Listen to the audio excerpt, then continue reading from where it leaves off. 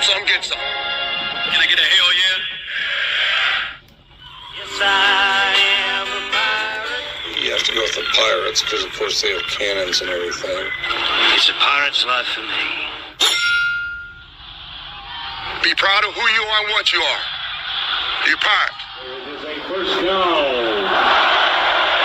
Pirates. Because when you're at East Carolina, you go for it every time. Or you don't coach at East Carolina, you don't come to East Carolina, you don't play at East Carolina with a weak heart. Write it. I don't think I've ever been in a building as loud as that was. It was deafening in there. You live with Omaha? I can promise you that.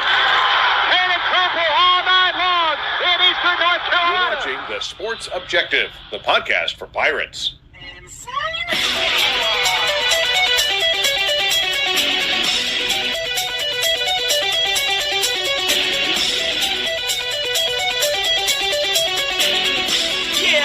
Yeah.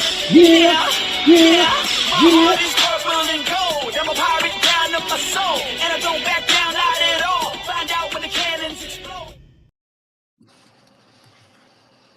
All right, welcome in to the Sports Objective, the Pirate Football Playback, Military Bowl Championship edition of the Playback. I love to say that. Pirates get a big win, 23-17. It feels so much better to talk about a win, and we're going to do that tonight, starting with Kyle from LaGrange. Bob, how are you?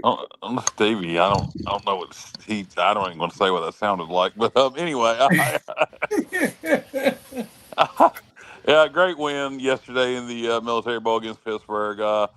It will go down as one of the biggest regrets of my sports life is deciding not to go. I had tickets, had parking pass, made the decision that, to save the money because it was going to be a surefire loss. We were going to get embarrassed, We got embarrassed. And didn't believe we had a chance to win. And it was, I thought the defense would play well, but I just didn't think we'd have enough on offense. And, I said the other day, then me and Bubba talked about it on Friday night for anybody who watched whatever that was Friday night. Yeah, whatever that was. But I said the only way we were going to win this game is if Pitt came out and turned the ball over a lot. Our defense played lights out. We took advantage of opportunities.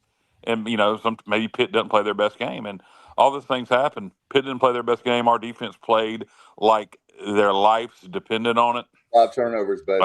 Forced 5 turnovers.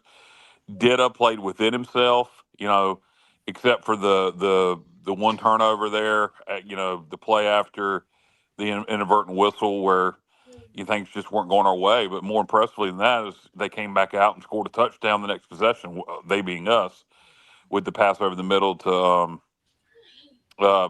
Smith. Yeah, Anthony Smith. Thank you. And I'm breaking down the whole damn game now. We'll do that as it goes on. I'm just fired up.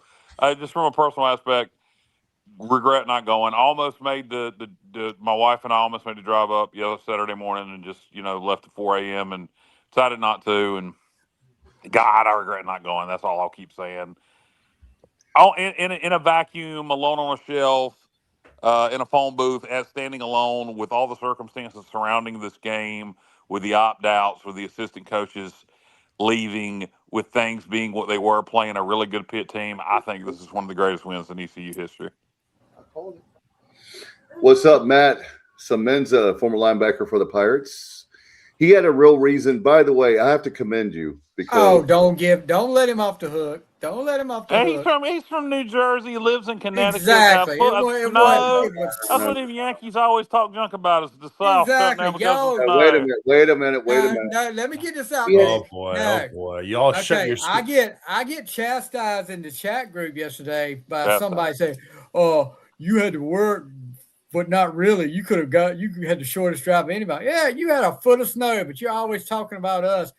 Y'all got 2 inches of snow and you act like you got a foot. So yeah, you could have been there, Semenza. This is comical. Let me tell you, this is comical. I'll tell you guys why. Because you guys get a 1/4 inch of snow and you cancel school. See, I got a foot of snow, and then couldn't make it. In the show Friday night because he said he had to sweep off the porch. Yeah, well, I listened in for 5 minutes or so, and I said, you know what? I'm going to wait till Sunday night. Look, if it weren't for me and Stevie. I mean, it was just Yeah, you guys did the best you could. But listen, I said if we have a bad show as far as technical, I thought that all the content was actually good. Content was good, yeah. And if that means that we have a win on Saturday, which we did, I'll take one for the team. because my laptop would not recognize my camera, the mic. I mean, I don't know what was going on. I've been using that laptop since we literally have been on the air. It was just a matter of there's a setting that's off that I've got to find out. But that's sometimes when you're doing live broadcasting, you have nights like that. Things go wrong. Yep. Yeah, well, guys, Kyle, I'm like you. I'm kicking myself in the ass today, and I was yesterday too. But like seriously, we did have a legitimate reason. I mean, we had a foot of snow here, which then went all the way from Connecticut through New York City, through New Jersey. So I'm thinking it's going to take 10 hours to get home. And I said the hell with it at the last minute, which I, probably was a smart decision. But at the same time, I'm regretting it because it's just much better to be there in person. But yeah, look, man, what a win. I mean, I just every now and then in sports, you see a coaching performance that you're like, it just takes you back because it's a great, great coaching performance. And, I thought that's what we saw out of Blake and this staff yesterday. And I'm going to get to the team in a minute because they put on an amazing performance too. But right now, my opening statement, I just want to focus on Blake for a second because I really think what he did yesterday and in the last few weeks to get this team prepared for a game when you had everything in the world going against you. I mean, literally everything. You lost, and obviously we all know this, but I'm going to say it again. We lost our OC, we lost our DC, we lost our quarterback, which was probably the biggest loss of all, right? And you keep going down, wide receivers, running backs, tight ends, whatever. All right. So you had so much going against you, right? And to be able to pull the team together like that, guys, and get the most out of your players is really something that and I know everybody is recognizing it, but we need to recognize it because being a great coach is really about getting the most out of your players and your personnel. And there's no question yesterday that through all those circumstances and odds, Blake had this team ready to go, and he absolutely got the most any coach possibly could out of that team yesterday. Hey, by the way, let's bring in Johnny Stats Robertson. I just want to say Anthony. I was going to say Anthony Robertson. Anthony Smith said something that was really profound yesterday at the post-game press conference. He was talking about, let's bring Johnny in on this, and we'll get Stevie as well. He talked about how Coach Blake focused on the players that were there.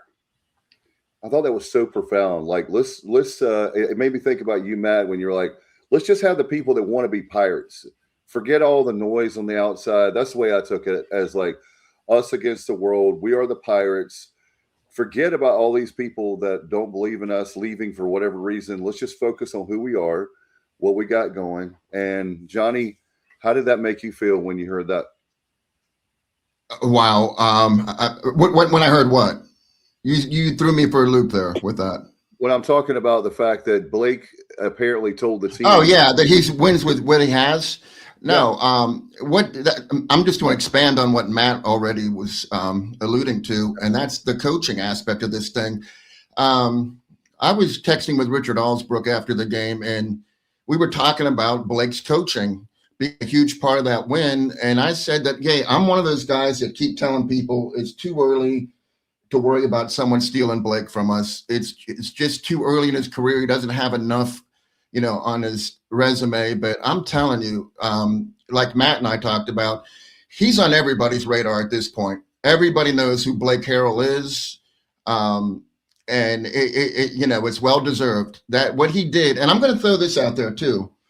Damon Magazoo.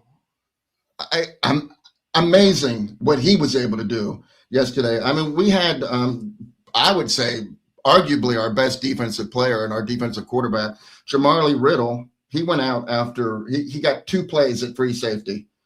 And then, I don't know if it was a foot or a knee. There's something wrong with his lower body. He went immediately into the tent. I never saw him again. I didn't see him on the sidelines. I don't know what his status is, but I know that he wasn't able to play anymore. And so then, that's putting instantly players in the game that aren't, like Aiden Duncanson had to go in at that point. And then in the fourth quarter, Tegan Wilk got hurt when do you all remember when the Pitt was driving, they threw it to their tight end, and that dude had 60 pounds on Tegan Wilk, probably more. And Tegan stopped him cold, and they both went down. But Tegan probably got a concussion, I'm guessing. Yeah, I think he was concussed. Because that was the last game of his Pirate career, and it was very fitting that he ended his Pirate career with that play, because that was a hit that would make anybody's highlight reel. But unfortunately, the last 8 minutes of the game, we don't have Marley and we don't have Tegan Wilk. So it was basically, who do we have back there? We had McKinley played very, very well. I mean, I will say that McKinley was forced to play more snaps than he probably was expecting to. Duncanson, he played most of the entire game. He did get beat on that touchdown pass at the end of the first half, but that was really not on him. I'm giving him a break on that, because that was a perfectly placed ball. So that was a little difficult to defend. But other than that play, I mean, I felt like everybody, all the safeties stepped up. Benton played some safety. Everybody stepped up. I mean, the cornerbacks were playing out of their minds. So, all in all, the defensive backs, that was just an outstanding performance by them yesterday.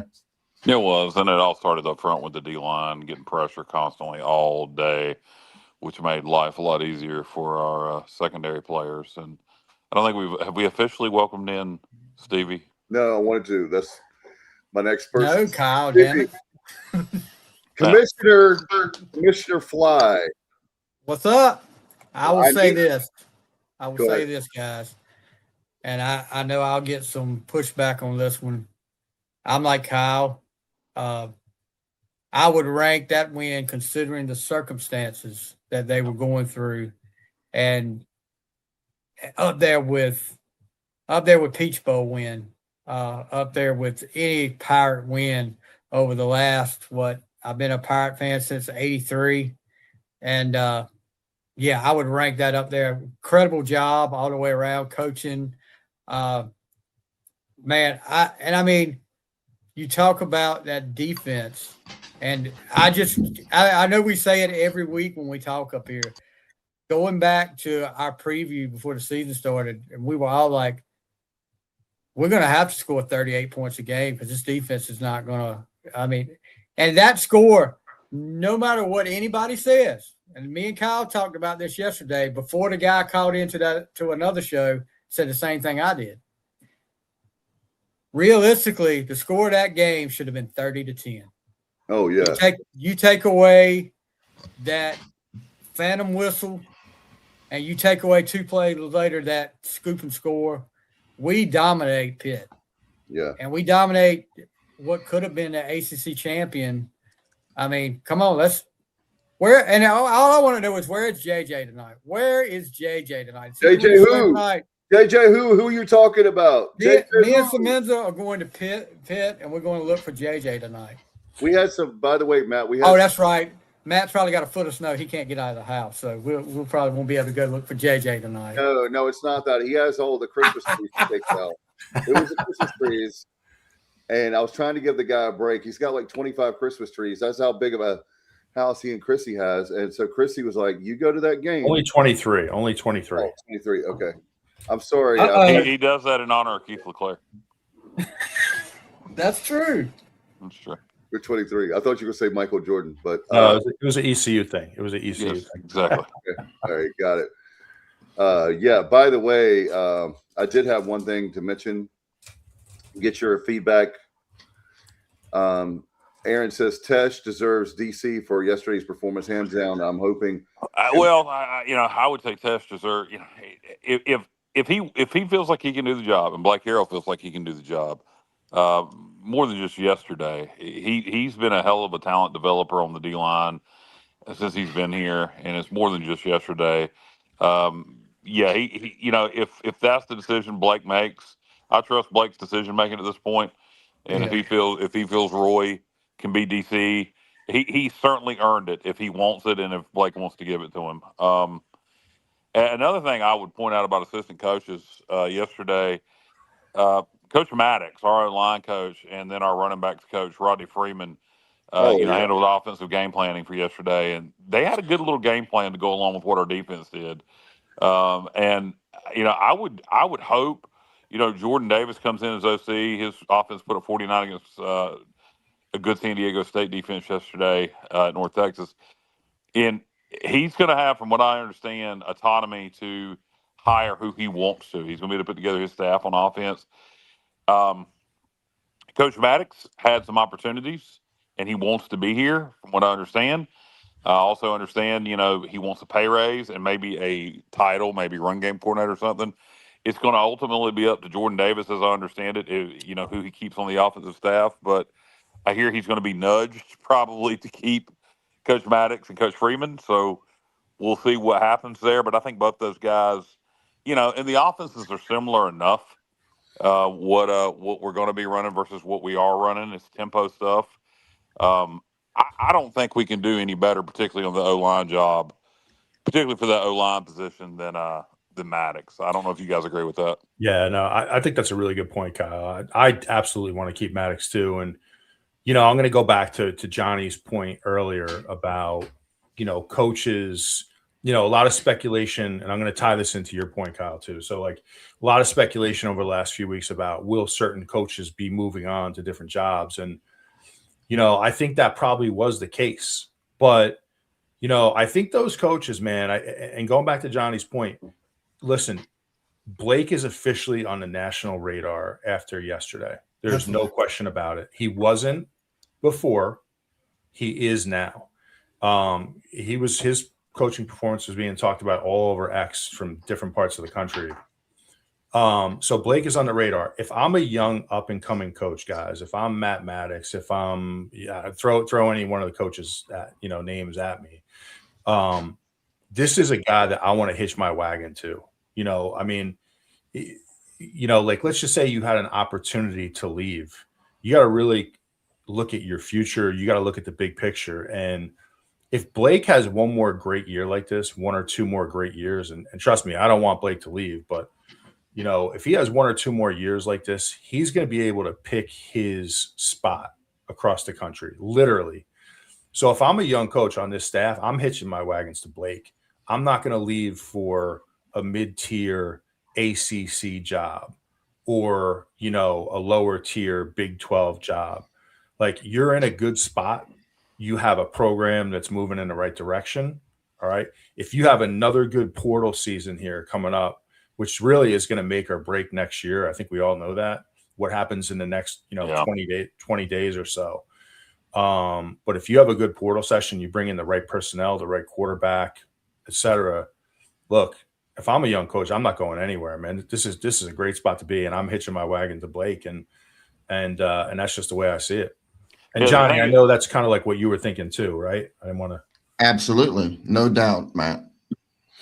The thing about that is, with the offensive side of the ball, according to who I was talking to earlier today, Jordan Davis has been told he can put together the staff he wants on that side of the ball, just like JDB was told. So, again, I've heard he's going to be nudged to keep Maddox and to keep Rodney Freeman.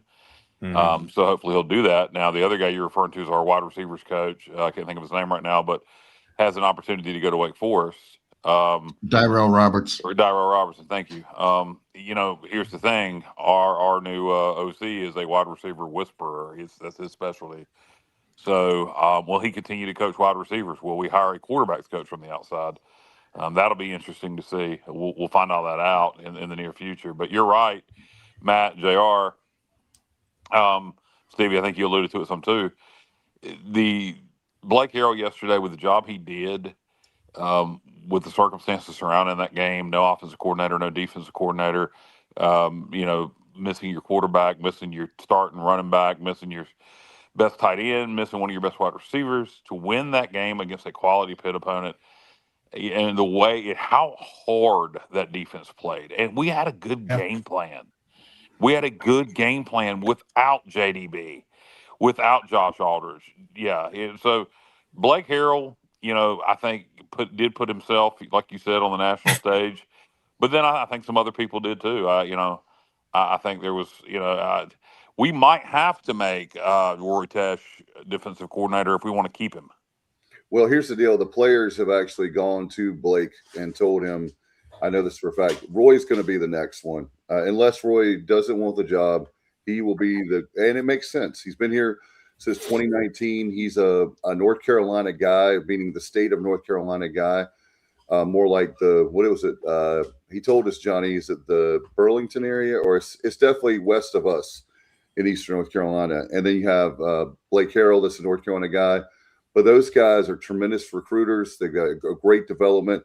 And I just have a feeling, guys, I'm going to say it right now, we're going to win the conference next year. You can write it down here. You tell everybody the day after the bowl, Dave Richmond said it. Look at right now, there's 5 new coaches in the American. You look at our schedule. Our schedule is, except for Alabama, there's going to be 11 games we're going to be favored in, guys, next year. 11 out of the 12. I know you think I'm crazy now.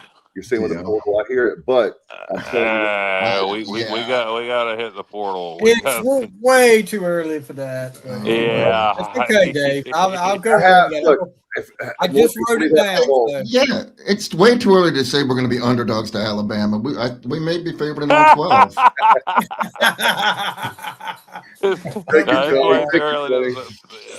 I agree with you, Stevie. Hey, it all depends on that quarterback, fellas. It's way too early for this too, but we were talking about Jordan Davis a while ago. I don't know if you guys saw it. 49 points. Last night, 3 wide receivers and a running back from North Texas entered the portal. Hawkins. Well, yeah. Are they headed to Oklahoma or Greenville? That's a good question. Come our way.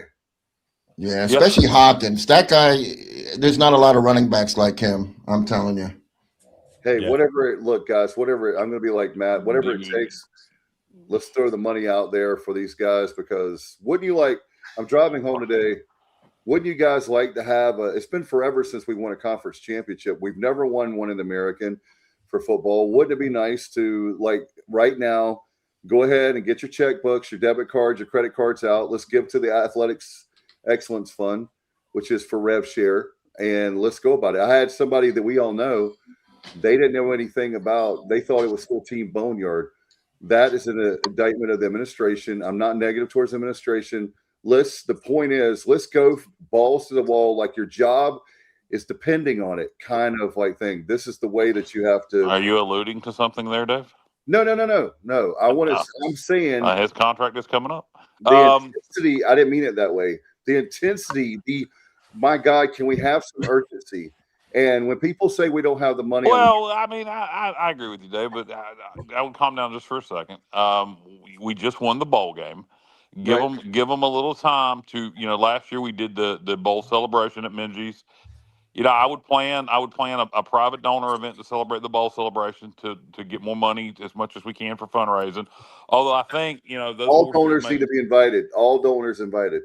That hay may already be in the barn for this round of this is a year-round rev sharing. Yeah, I know, but I'm talking about for this portal class, right? But yes, let's do a couple bowl celebrations and get the administration to try to get the fans to give. But that running back from North Texas, probably gonna make some Power 4 money. Be nice. Caleb Hawkins. Yeah, Caleb Hawkins. Be nice. Of course, according to Steve Logan, they don't run the ball in this offense that North Texas runs. Good Lord. But anyway. It's probably half the best running back in the league. But so we if we can get him, yeah. But I imagine he's gonna make some Power 4 money. Some of those receivers from North Texas we definitely need to go after.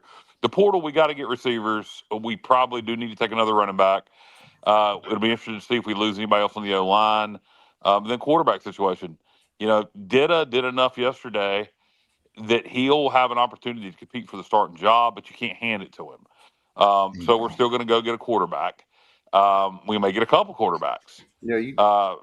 Who are we going to go after? The name that come to light is the Division II quarterback. Well, one reason that name's come to light so early is because unlike FBS and FCS quarterbacks, he can officially talk to schools. So I know that name came out the other day. One guy that I really want to keep an eye on for the quarterback position, the Arkansas State starting quarterback who put up big-time numbers, both running and throwing this year. He entered the portal. He's from Kenansville. And so that is a kid that I definitely want to keep an eye on at the quarterback position. Does anybody have his name offhand? Matt, we were talking to him the other night. Can't think of it off the top of my head, Kyle. But yeah, Arkansas State. He's absolutely good. Kids from Kenansville, yes. Hey, Kyle, I'm not sure about Ditta. I mean, I think he outperformed everybody's expectations. But I mean, our offense didn't exactly kill it yesterday. This is an unpopular take. I know it is, but I think Ditta deserves so much credit for what he did, but I'm not sure he proved that he could lead an offense for an entire year. Now hold on 1 second on that. This is where I had a conversation with somebody yesterday about unsure about Ditta. Do you guys realize this is a freshman quarterback? First start is in a bowl game with all these odds without his OC. He had no offensive coordinator. That he was not the offensive coordinator he's been with all year long, and this kid steps in, and I didn't expect him to come out and throw 400 yards, 4 touchdowns. That kid managed that game. Yeah. I mean, he didn't hurt. That's the way you look at any. Yeah. I just point to me, Stevie. Just point to me what throw he made that was just like, astounding or whatever. He missed Riles in the end zone for a touchdown, but I don't blame him whatsoever. He just threw it a little high, and Riles can really jump. You know why he threw that so high? He threw that so high so the guy wouldn't pick it off, because that was. I mean, that's right. No, I love the kid. If I mean, he's only 18, so I can't buy him a beer. But if I would buy him lunch or whatever. And he's got my respect for the rest of his career. Here's the thing to both of y'all's arguments. All right, folks. So did he do a good enough job yesterday to be handed the keys to the car? No. Anybody who says he did is crazy. Oh no. Does he deserve to be criticized for anything? No. Critique, no. Yes.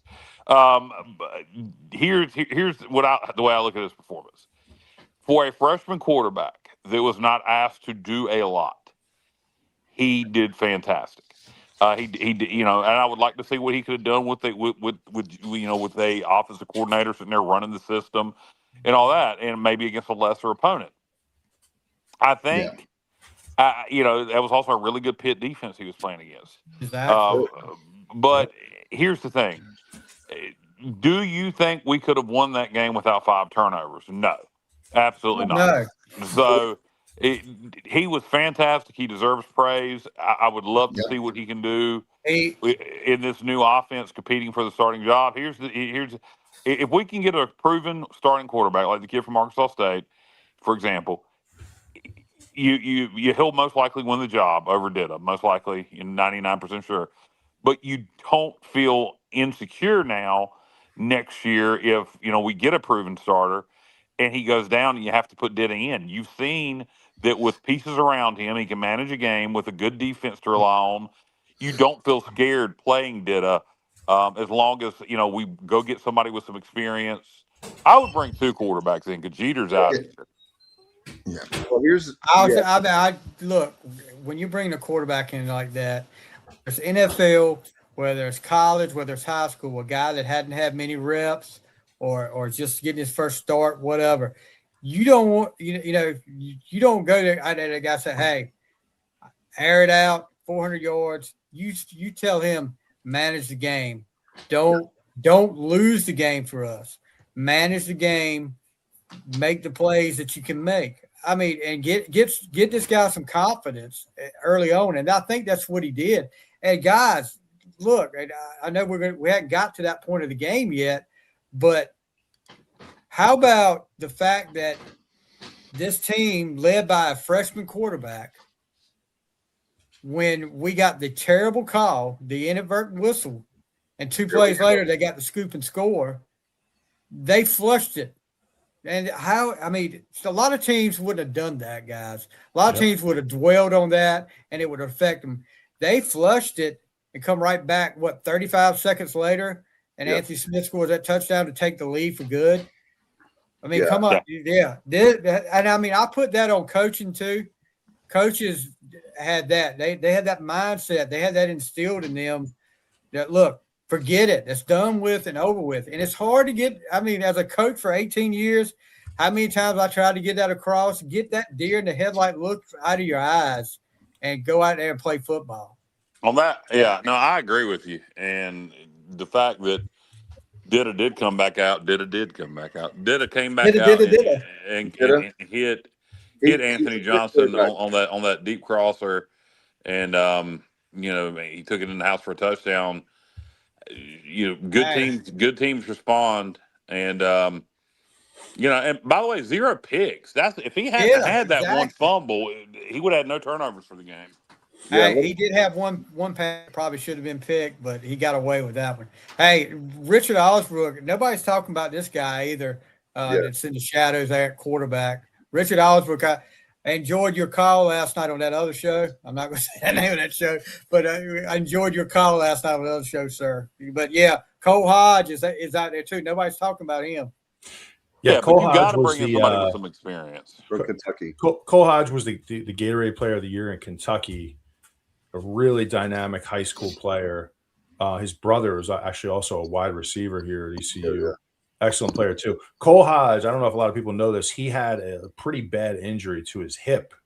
Yeah, his freshman year. Like I think it actually happened before he even got to campus. So that really I think he's playing basketball, Matt. That's correct. Yeah. So that's really that's limited his growth and development as a player at this point. So sounds like now maybe he's finally getting healthy, but yeah, he's going to be on the roster too. And look, I mean, I agree with all your guys' points here. I mean, I think in some respects, what we saw out of Dida yesterday as a freshman was really impressive. Like, I agree with Stevie that, and I played in a bowl game as a true freshman. I was barely, almost closer to 17 at that point. But like, things are moving fast, man. I mean, it's hard as a true freshman. You're still learning the schemes. You're trying to make all the adjustments. I can't even imagine how difficult it is as a quarterback in that situation. And then you're playing against a defense like Pitt and, Narduzzi and his DC, I can't think of his name right now, but, they're retiring. That was his last game. Yeah, they blitz all season. If you look at them, they blitz 41% of the time. Wow. So they're going to come after you. And I think you saw Dida, his inexperience, and this is not a knock at all because, he, like I say, he's a true freshman. But you saw it when they would, they would put 8 in the box and they were clearly coming. And a lot of times he didn't really know where to check, get rid of the ball, check hot. Yeah, that's true. Sort of dump it off, flare it out to your running back.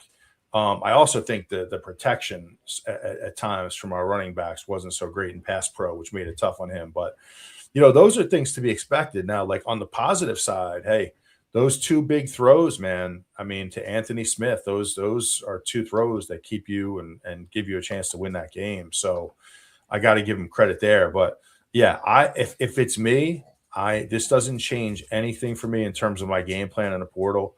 I'm going out. I'm bringing in the best quarterback I can find. I'm going to spend money on him, and I might even bring in 2. And then guess what? We're going to put him out there for spring ball, and we're going to compete, and we're going to see who wins the job. And it's really that simple for me. Like so Dida, he didn't hurt his chances. I think what he did yesterday was he put himself in the mix. I agree. He put himself in the picture. Yeah, and that's all you can do, right? I mean, well, I'll tell you what also it does, Matt, in my opinion, and I would think Jordan Davis can evaluate this more. If there's a senior quarterback floating around out there that's got 1 year of eligibility left, that's our best choice, you can do that. You can bring him in. If Jordan Davis feels like, hey, this did a kid, not just based on the performance yesterday, but getting in the room, talking to him, seeing him in workouts, if he's like, hey, Dida's our future. If they think that, you can bring in a senior this year with 1 year of eligibility left. I don't know what's out there in the portal if there's a senior we want. I'm just giving that as an example, which is something you might not have done prior to yesterday's performance. You see what I'm saying? Well, how about this point, Kyle? How about this one? And I want to make sure you guys tell me if I'm wrong. I'm pretty sure I saw this. North Texas has like a 6th or 7th year guy somehow that had medical red shirts and all kinds of situations, who I believe just went into the portal. Is he any good? I mean, is he a guy that's going to be coming in? You know, I wouldn't think he'd be coming in and promise to start his job. He's got medical red shirts like that, does he have bones that are brittle? I mean, or something like that. Some God knows if he's got all these medical red shirts. Does he have any starting experience, Matt? I don't know much about him, but my point is a little different. Like, he wouldn't be the guy I'm saying. Yeah, you might want to bring him in as an older guy, a mature, experienced guy to help out with the quarterbacks, like, because he knows the system is what I'm saying. So yeah, that's a good idea. You know what I'm saying? Just like a mentor. The kid from Arkansas State you're talking about, he would be a senior next year. His name is Jalen Rayner. Yeah, okay. Interesting. Very interesting. I didn't realize he was a senior. Yeah, well, he's a junior. Yeah, he'll be a senior next year. The fact that you said that. Igo actually said to me, and I don't know if you don't mind, this is a private conversation we had, but he really likes that kid from Arkansas State. He said he actually reminds him of a more mature version of Ditta, for whatever that's worth. Yeah, one thing I was going to add to that is that if, let's say that we've had 2 years sample size of Hauser, right? And let's say that he played in the bowl game and he didn't have his best game and we barely won the game, then I think you have every right to criticize Hauser because he was our guy, right? But considering the fact that, as we talked about, the guy's never played, and Matt, you already answered one of the questions I was going to ask about is, I know you didn't play quarterback, but you played as a freshman. Like, how fast is a game versus, you're used to being the big guy on campus in high school, and then you come. Dave froze. Oh, I think Dave froze up. I'm going to anticipate Dave's question here and try to answer it. I think, but Dave, you froze up there for a minute. But I know what you're saying, and things are moving fast when you're a freshman. Look, man, like you're still trying to learn like the offense. You're still trying to learn the checks, and then every week you're seeing a different style of defense, and they're going to throw different looks at you. You have to be able to adjust to what they're doing too. So it's a process, and I guarantee you it was hard, and it's humbling too for a true freshman in college football because, like you said, when you're in high school, you're the man. I mean, how about this? Kevin says the telecast kept bringing up Ditta is like Baker Mayfield from the same high school. I heard some people talking about that too. I didn't know that. Wow. Okay. I didn't either. I hope he's like Baker Mayfield. If that's the case, that they went to the same high school, and so the comparison to Baker Mayfield was kind of an attitude, kind of he's a very confident kid. He believes it, and you could tell that he wasn't scared to throw that ball to the end zone early in the game. He overthrew it. You could tell he wasn't scared to go deep. He did what was asked of him, but he wasn't scared to take some shots. And so no, the question. Look, here's y'all can talk about Ditta all night if you want, but I think we can close the book on Ditta with this. Do we think he's the answer for next year, and we're confident with just going to take a couple of backups? No. We all think we still, and the coaching staff does too, believe me, they're going to go get a quarterback out the portal with some experience that will most likely be the starter. But do we believe Ditta can compete for the job? Do we believe we can win with Ditta? Do we believe Ditta could be the quarterback of the future? Yes. Maybe you go get the kid from Arkansas State with 1 year of eligibility left, and then 27 is Ditta's job. Right. He has 4. We had one of the, I don't have it now because by the way, we have a huge crowd tonight. It's a good problem to have, but we have so many comments. We can't put everybody's comments. So I apologize if we can't get to every question or comment, but people are talking about that very thing. Yeah, and I know we talked about the kid from Arkansas State, but I really like the guy from Mercer, fellas. I think I was told, Matt, by, again, I'll just say someone that familiar with the situation. This is not fact. This is just what I was told, that Jordan Davis is not a fan of the Mercer quarterback. Again, I was told that. Don't quote me on that. Jordan Davis, if you're listening and you love the Mercer quarterback, I apologize, but I was just told that by somebody that's not somebody that we'll probably be looking at. Let me throw this at you, Kyle. It's funny that you got that because I got a different text today that the kid from Mercer is very interested in East Carolina. That's what's so weird. That's who knows? Who knows? Yeah. Well, if he's interested in us, we're not interested in him. That's a damn shame. And it's but because I do have to. If the kid is that good, well, maybe East Carolina's going to offer him more money than Toledo would. But I would assume Toledo would want him. That's where his head coach and I believe his OC are both there. So I don't know, but yeah. Well, I was told that. I don't know how much truth there is to that. I do trust the person that told me that though. Yeah, no, I'm with you. I'm not like, I'm not like an insider. I'm not one to like try to drop news on the show or anything. But like, it's funny you mention that because I did get a text today, and I heard that it was, there's definitely some interest heating up, and it's really for the most important reason why is because of the fact that he knows he can start right away. If he's to go to, I don't know, Notre Dame or Michigan or whatever. He knows there's a very good chance he's not going to be the starter. So I think that's really appealing to him. That's at least what I got, but who knows? We'll see. Hey, we're going to see in the next 20 days. It's all going to shake out. Yeah. Pace says the Mercer Center dad, who is also in the portal, went to ECU. All right. Well, there's interesting. Yeah. Like I say, who all's looking at them? Again, at Toledo. We should be at outbid Toledo, but that's where the coaches are now. I don't know. I don't know if it's true that our OC isn't in love with the Mercer. And look, hey, I'm not trying. Look, I don't want to get anybody to get the person that told me that. I don't want them to be mad at me because I didn't say who told me that. I don't want Jordan. I don't want Jordan Davis getting mad at me if he does like the Mercer quarterback and he doesn't want that out there.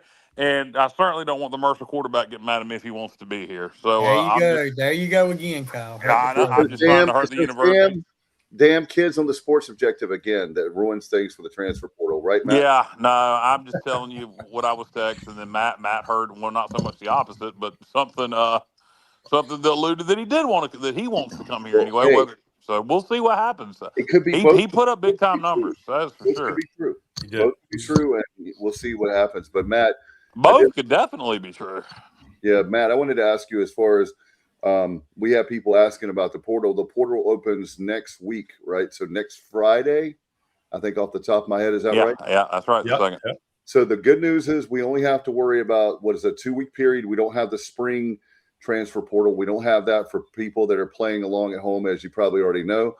That's going to be interesting. One of the questions. Yeah, if I can talk.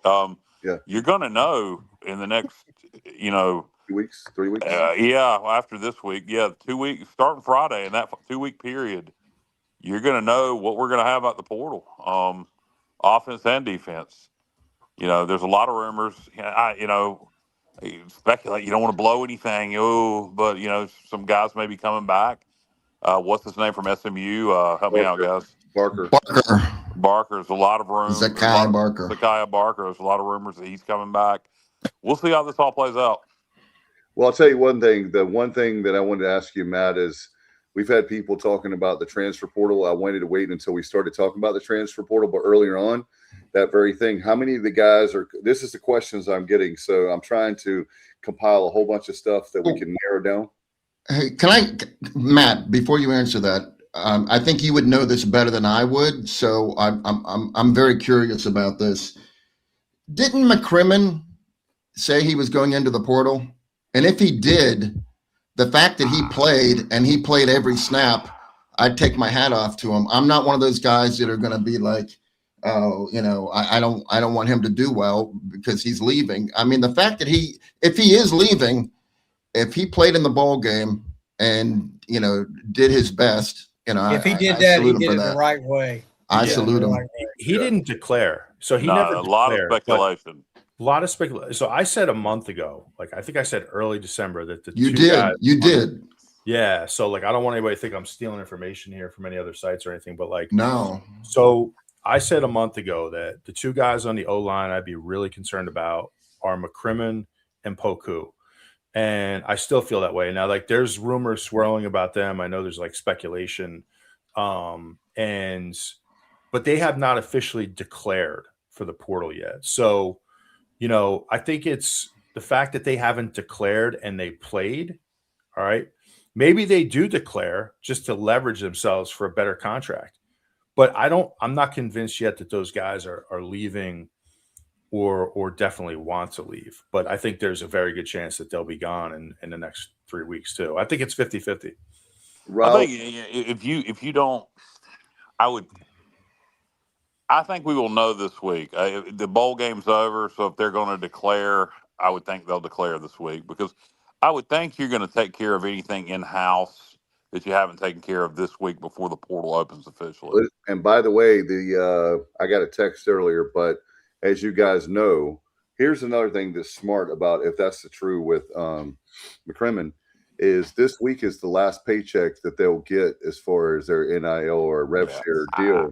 So you take the game run. Yeah, they had to play to get that. Yep. I think it was reported. I want to say I saw it somewhere, maybe Pirate Watch. I saw it somewhere like that McCrimmon was entering the portal, and then nobody else reported it. It was just all speculation. Yeah, yeah. Oh, good one there, Kenny Curlins. Good point. Yeah, he did it really. That was didn't even come back. Just didn't come back. Yeah, that was weird. Montgomery. That's what I call where him. does he think he's going to go make millions of dollars and be the star? Look, London Montgomery's a good little running back. Will he get picked up by somebody? Yeah. At a Power 4 school, probably as a depth piece. He's not going to make. I doubt he'll make any more money as a depth piece as he would as a starting quarterback. I doubt he'll make any more money as a depth piece at, say Pitt, than he would as the starting running back at East Carolina. And I don't know what he was thinking. I don't know. It's just that whole situation. Not coming back after Christmas break to practice. Tomorrow. Just how odd. He's like somebody was in his head, clearly. Yeah, but I just don't. Family. Yeah, and I think, and look, I'll go and put this out there since we'll circle back around to the family thing. There's something I want to mention, but I agree with you, Dave. It probably was Daddy or Mama or Uncle Buck or somebody that was telling him, "You're going, you go, enter the portal. You're gonna get paid." Well, he might get paid a little, but probably not too much more than what he would have got here. And I don't see him going to. I just don't see it. I don't know. If he were as good as he thinks he is, let's just face it. And I'm not crapping on him. He's average. He's average. He was at Penn State. He was at Penn State. He's a local kid from Pennsylvania, right close to there. If he was that good of a player, he was. Where is he from? He's from Pennsylvania. He didn't want to play Pitt? What the hell? He's a 4-star recruit from Pennsylvania. How did he not want to play Pitt? Did he think he was going to lose, so he didn't want to go play? I don't understand. That's probably what it was, Kyle. Listen, the film doesn't lie, and I have very strong thoughts on the London Montgomery situation. I mean, first of all, I agree. He's an average to slightly above average running back.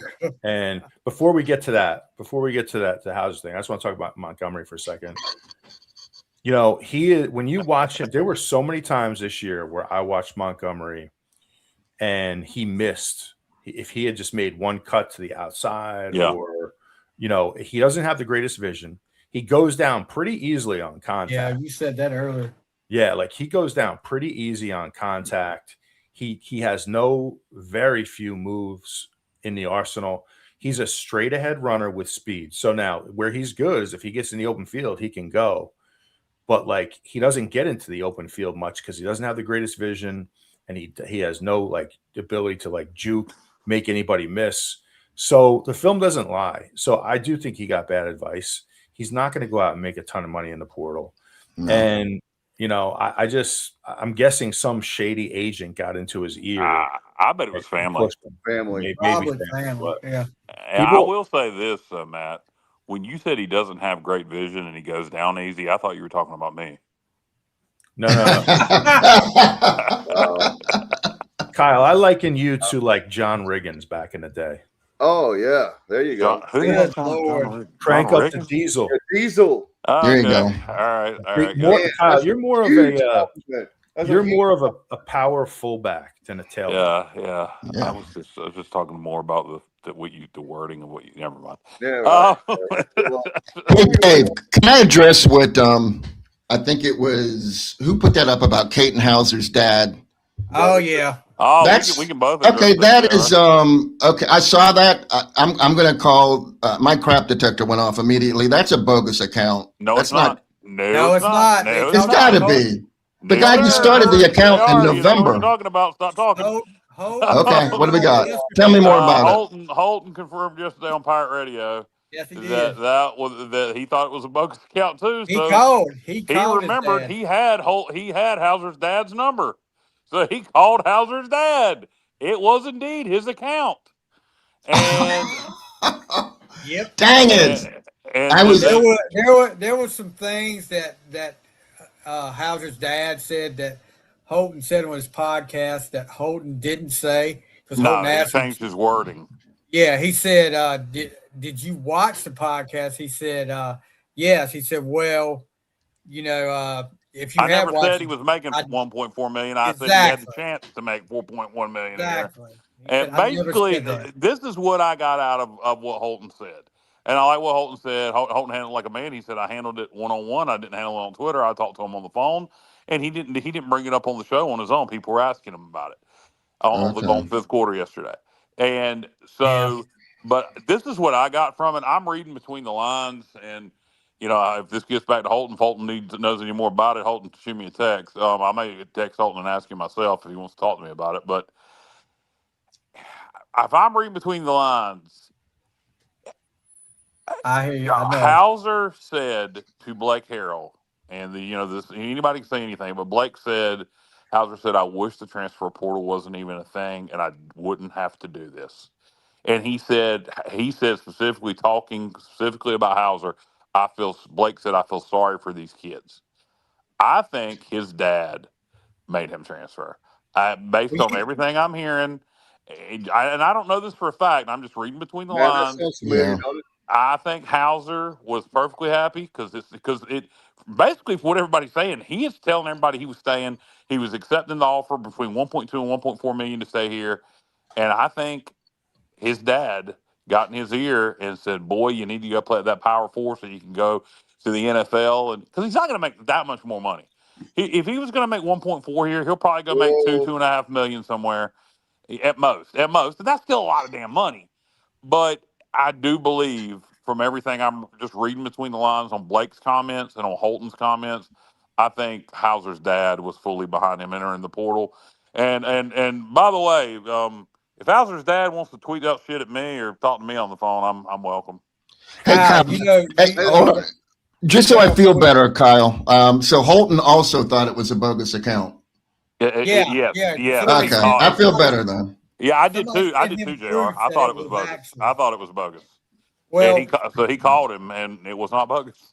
You know, another thing that bothered me about that whole thing, Kyle, you heard it too yesterday, was when Holton said, Caton's dad said he didn't feel like Caton got the proper send-off by the Pirate fans. I was like, what do you expect? What do we I didn't even catch that part. Well, you didn't hear that? No, I didn't catch that part. If you remember, I was listening to that phone call on the phone with you.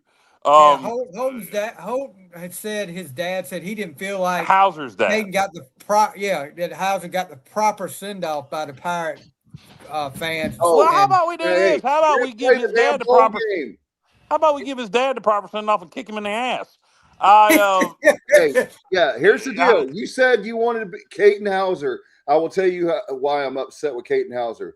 You said on your send-off, whatever on X and social media, you were going to be a forever Pirate. You're not a Pirate. You got rid of that name as a Pirate. You sold out. You sold out like a little punk. That's what you are. Well, I won't go so far as to say that. I'm sorry. No. Hold on. Let me tell you something. everybody on this podcast and watching this podcast are upset because we give a lot of damn money to kids that are 18 to 22 years old.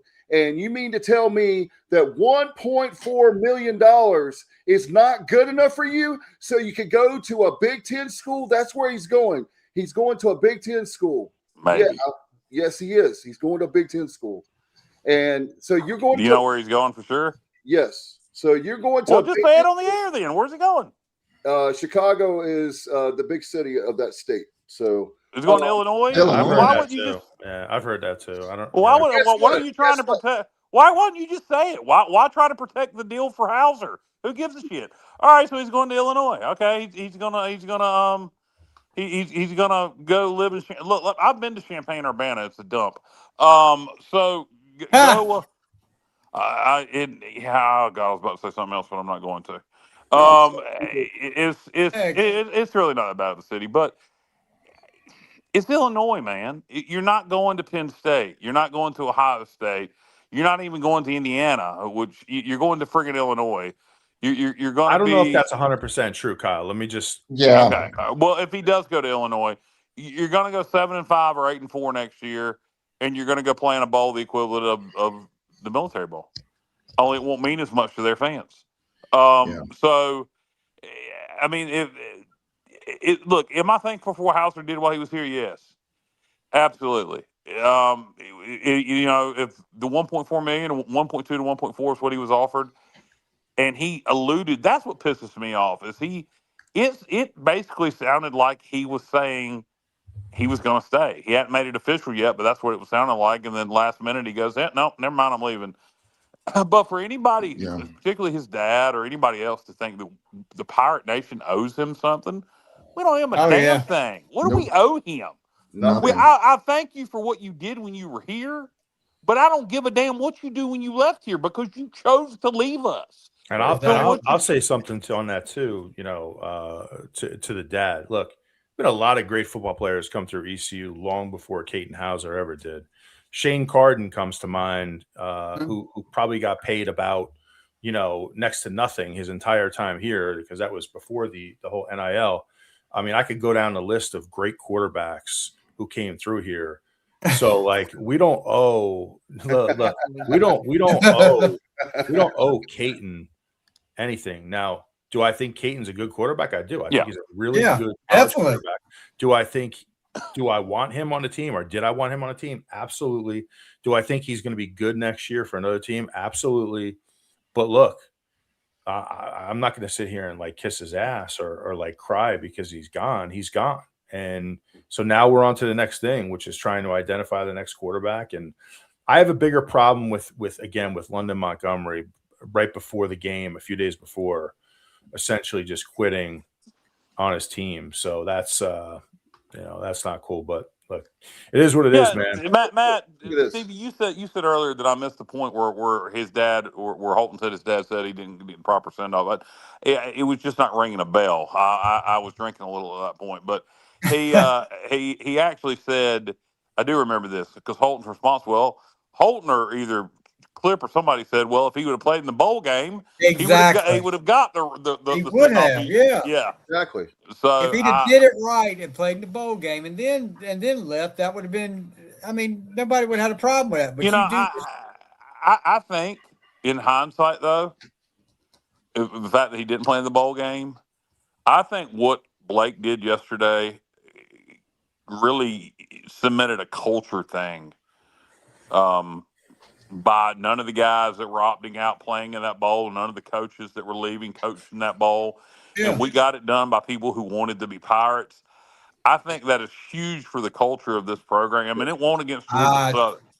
And it won against Georgia Southern, and it won against Central Michigan. No disrespect to either one of those programs. It was against the Pitt Panthers out of the ACC. And I think that was a huge culture move doing that yesterday without Caton Hauser, without JDB. He did it with the guys who wanted to be Pirates, and particularly them boys on that defense. They would have ran through a wall yesterday for Blake Harrell and Roy Tesh and the rest of that staff. I totally agree. I mean, it just floors me, and I know Matt, I'd never played college ball, but how somebody, and I know the money's out there and all that. I can't blame these guys in a way. I don't blame them for taking the money. But when you play the whole regular season with your brothers, you go to war with them every week to accomplish a goal. And then when you get to your goal, the most important game of the year, and you opt out and you turn your back on your brothers, come on, dude. I mean, you ain't got – look, I had 13 guys on my team.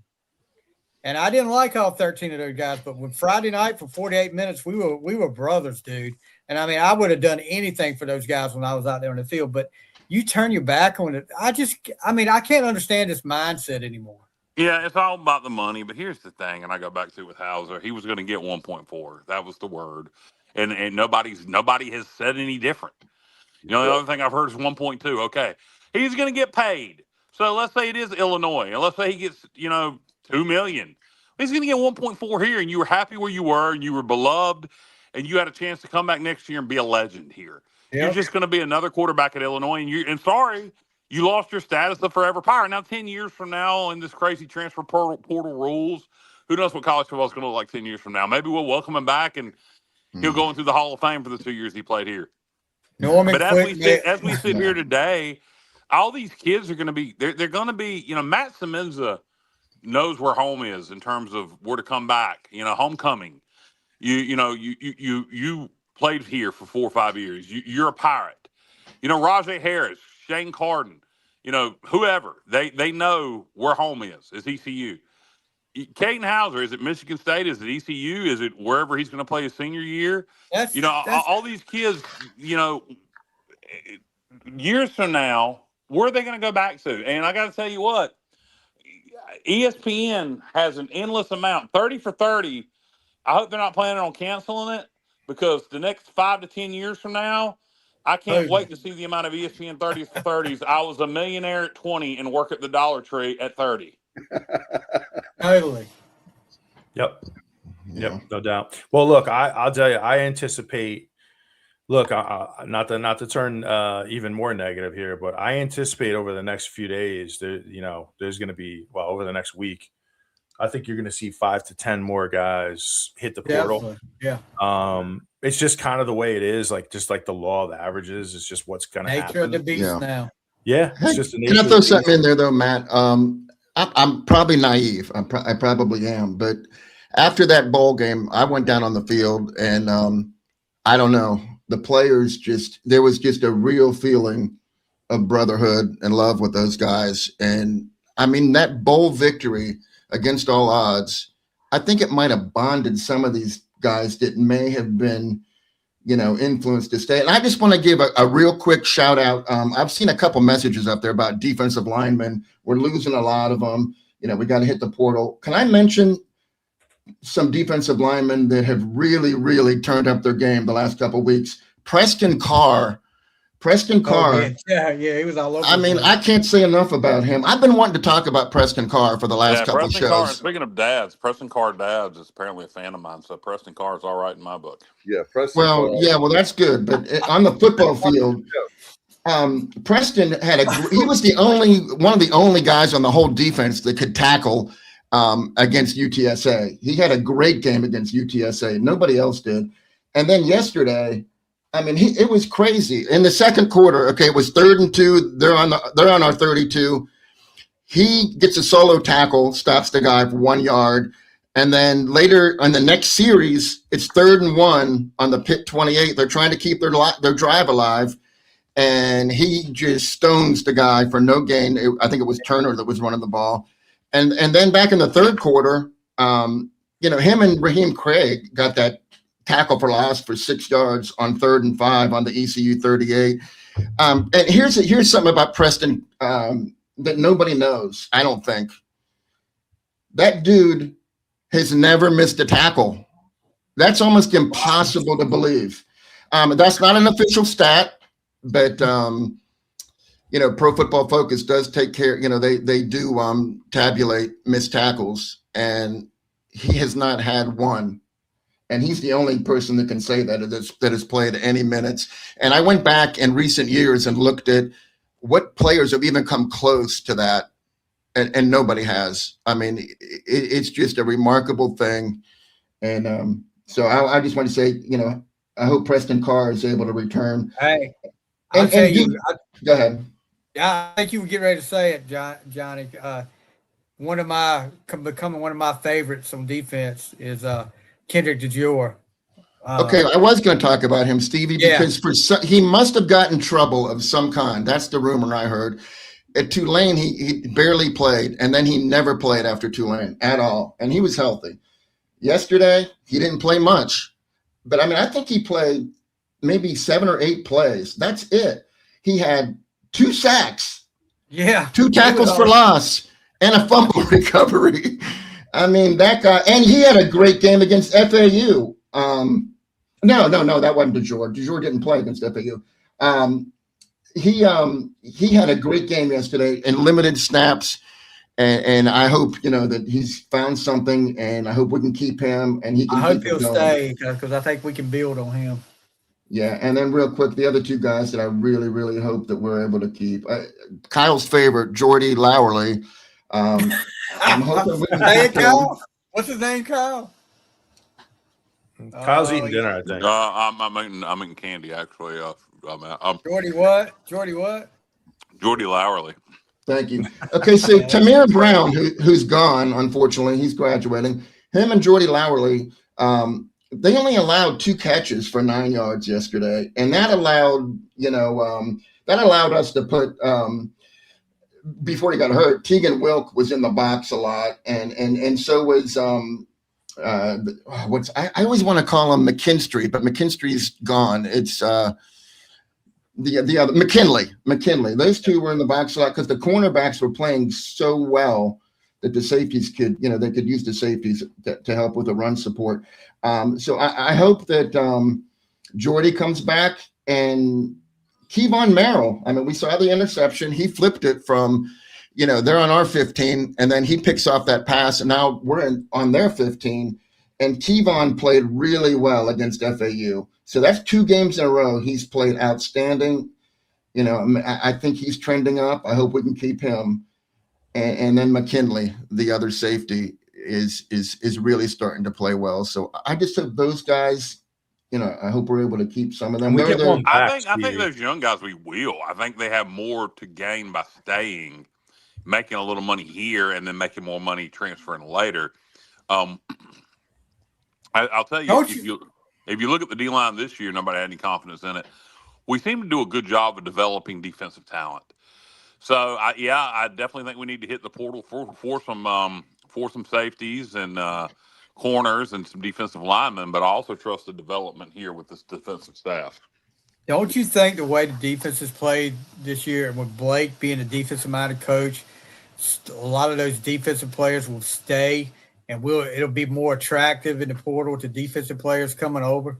Yes. Man, I would think it's funny. I was having a conversation 2 nights ago with Mark Libiano, who was an excellent linebacker at ECU. Everybody knows that. And we were talking about how much fun this defense would be to play in. Like, this defense is so much different than anything we ever played in. This is an attacking defense with every blitz package in the book available. It's aggressive. It's downhill. It's fast. I mean, this is a player's dream. If you're a linebacker, if you're a defensive player, this is the type of defense you want to be in. So, like, I just tell it, the grass is not always greener. And I talked a little bit about this, last night on the post-game show, but you look at some of the things we do here, very unusual schemes. Like yesterday, we played a ton of three-man front, which you don't see that too often. I mean, you see it in like 3rd and long where you're going to rush 3 and drop 8, but we'll show 3-man front on first down sometimes. And of course, we're walking down a rush edge or an outside linebacker a lot of the time. But like what we do is very unusual. You're essentially like, we take away the middle of the line of scrimmage. So you're not going to run it in between the tackles.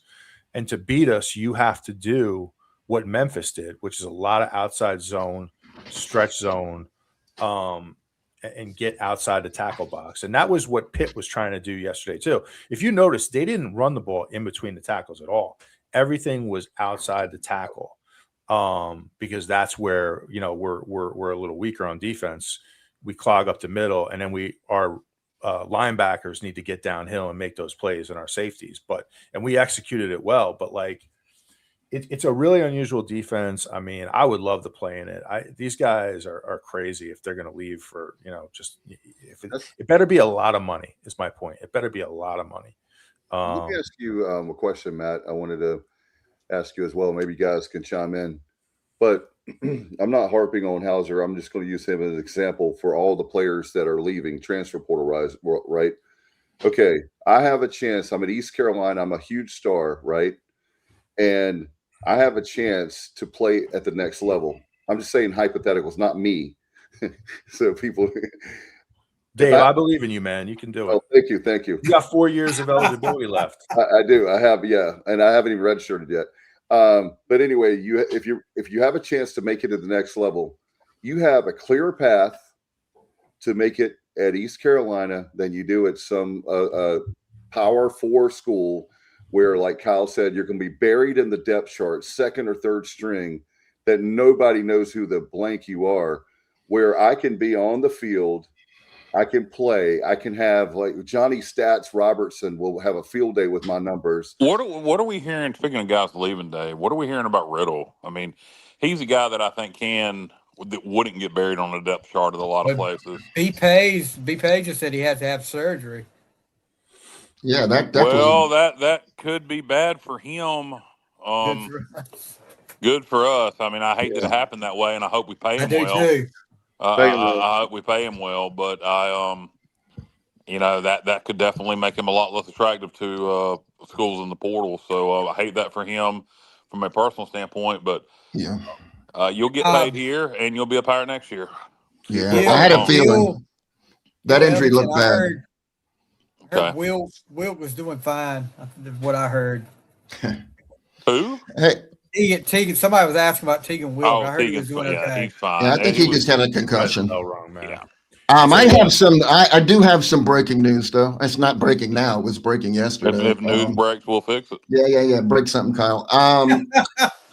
We had 28 seniors playing their last game.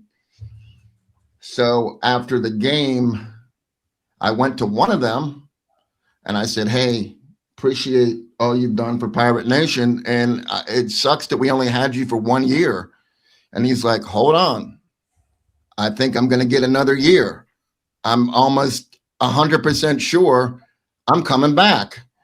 And I was like, "Are you serious?" And he said, "I'm being completely serious." Now, maybe he's trolling me. I don't know, but I'll tell you who it is. And the source is him. So if I'm wrong, then he lied to me, or he just was overly optimistic and it didn't help, and it didn't happen. But it's Kyler Pearson.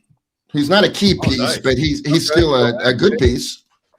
I would love to have him back, man. Yeah, he has some talent. I think we've got to work with him on how, Matt, you can speak to this, and Stevie, how with Pearson, I don't think there's a lack of talent. I think we've got to find a way for him to fit into our offense, right? It just seems like he was never, not that he's not the right. How do we?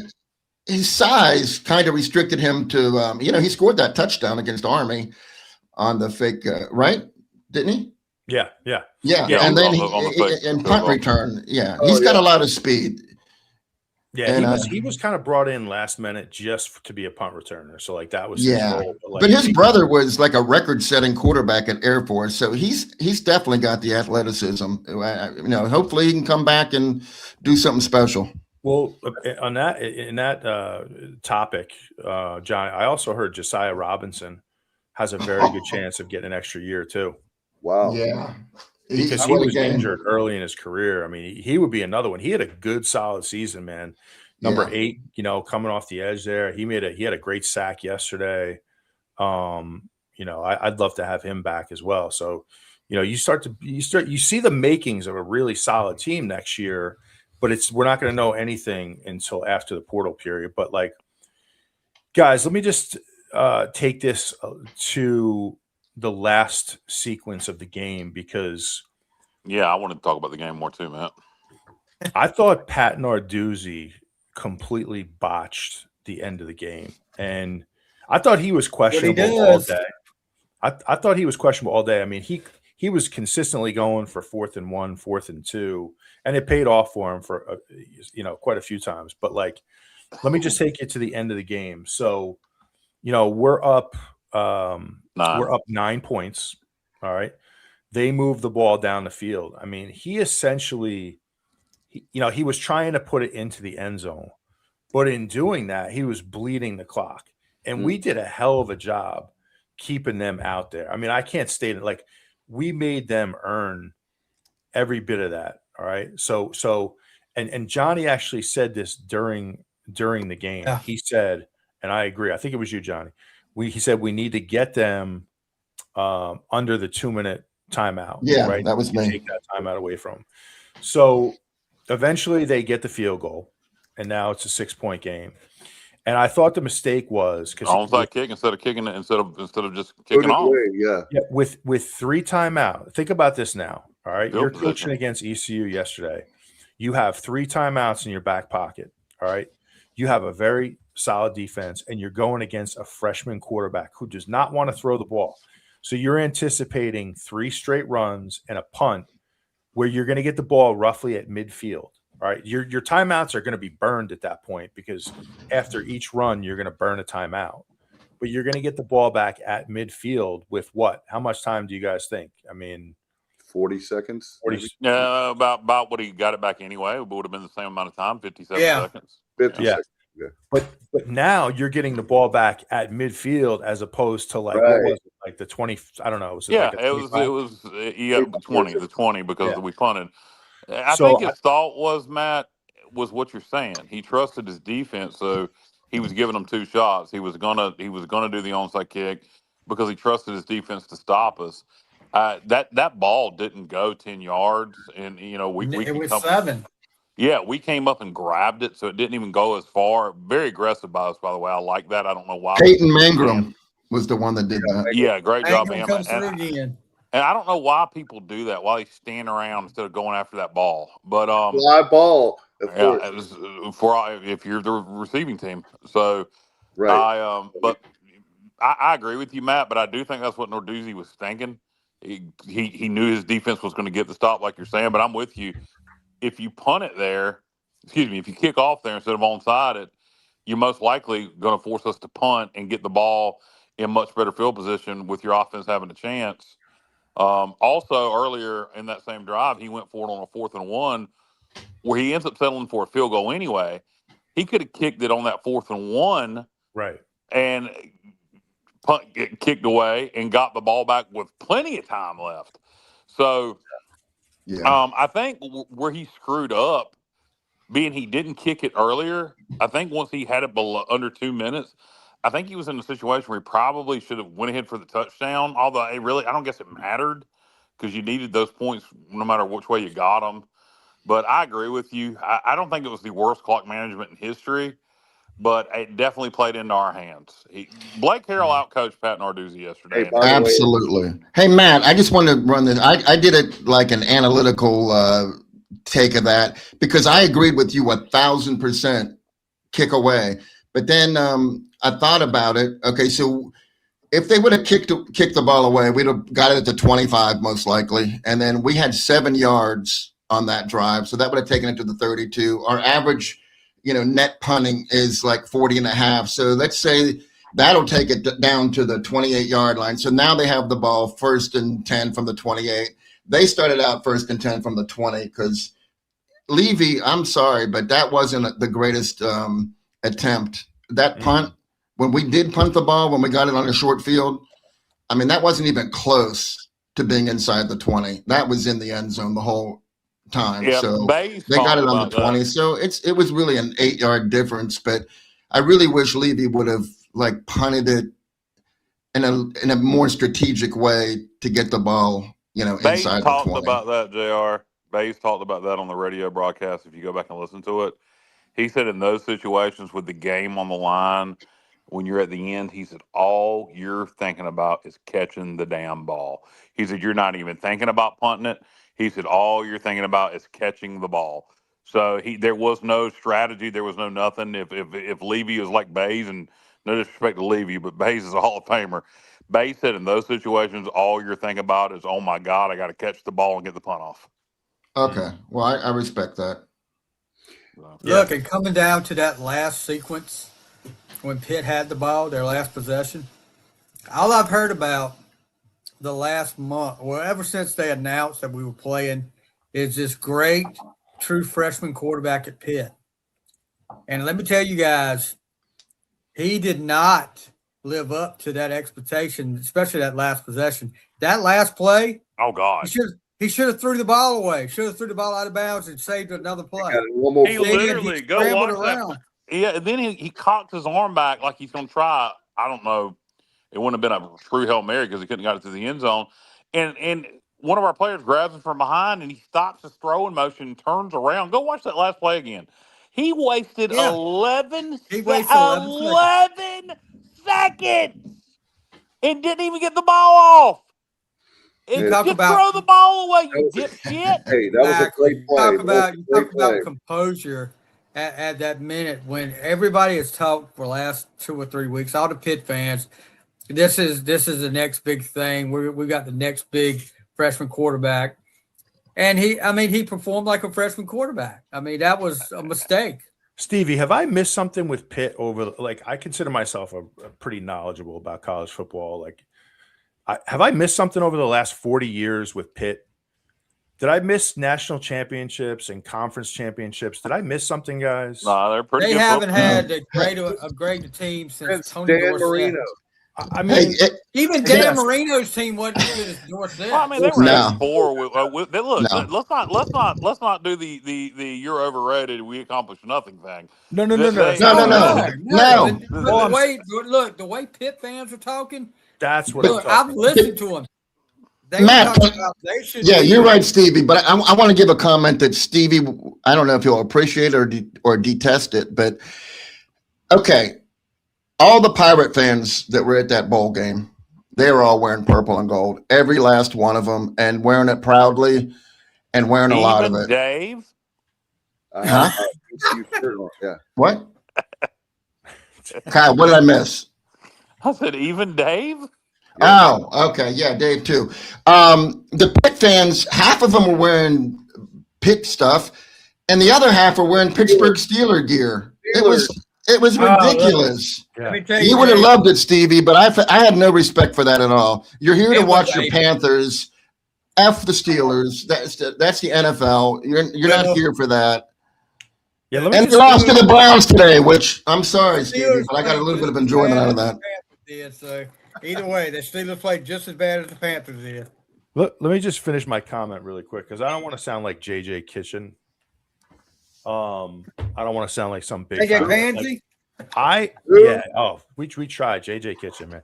But in terms of just Pitt in general, I respect Pitt. I respect their program. I respect the history. One of the reasons why I got into football as a kid was because of Tony Dorsett, Dan Marino, so many great players. I respect the hell out of Pitt's program.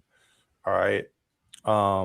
But look, you're not don't act like you're so far above East Carolina. Exactly. And look, and you want to belittle our stadium. Look, our stadium got one. We have one. You don't even have a college stadium.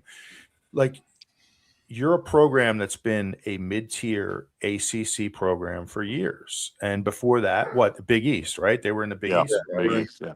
And again, I'm not disrespecting Pitt, but all I'm saying is, look, you're not above East Carolina. You're not. So it was that attitude, I guess, that rubbed me the wrong way just on, on message boards and all that. But I'll put JJ Kitchen in his own separate category. I mean, that guy's absolutely. Hey, Matt, but since you're a defensive guy, what did you think of Rasheem Biles? Oh my goodness. That guy, he had 16 tackles, I think he had a couple of sacks, a touchdown, 5 tackles for losses. If it wasn't for him, Pitt would have lost by double digits easily. He reminded me of the guy when we played the bowl game against Florida with Shane Carden. It was Carden's last game. Yeah. Florida had a rush edge, outside linebacker hybrid. He got drafted by the Jacksonville Jaguars. I cannot remember his name, but same type of player, man. Disruptive, all over the field, fast. If anybody can come up with his name that's listening, I'd appreciate that. But yeah, he's a what beast. position? What year was it? He was an edge rusher. So this was Shane Carden when we played in the Birmingham. 2014. So it was January 2015. So it would have been the 2014 season. Florida had a first-round draft pick that was he was kind of like a hybrid. He was like a small D end, outside linebacker, absolute beast. But the only reason Biles reminded me so much of him because he's just so versatile. He can do something. We couldn't block him. Bobby McCray. Who? Bobby McCray? No. Not him. Okay. Wasn't him. Bobby McGee? Bobby Boucher. Boucher. No, it's Bobby Boucher.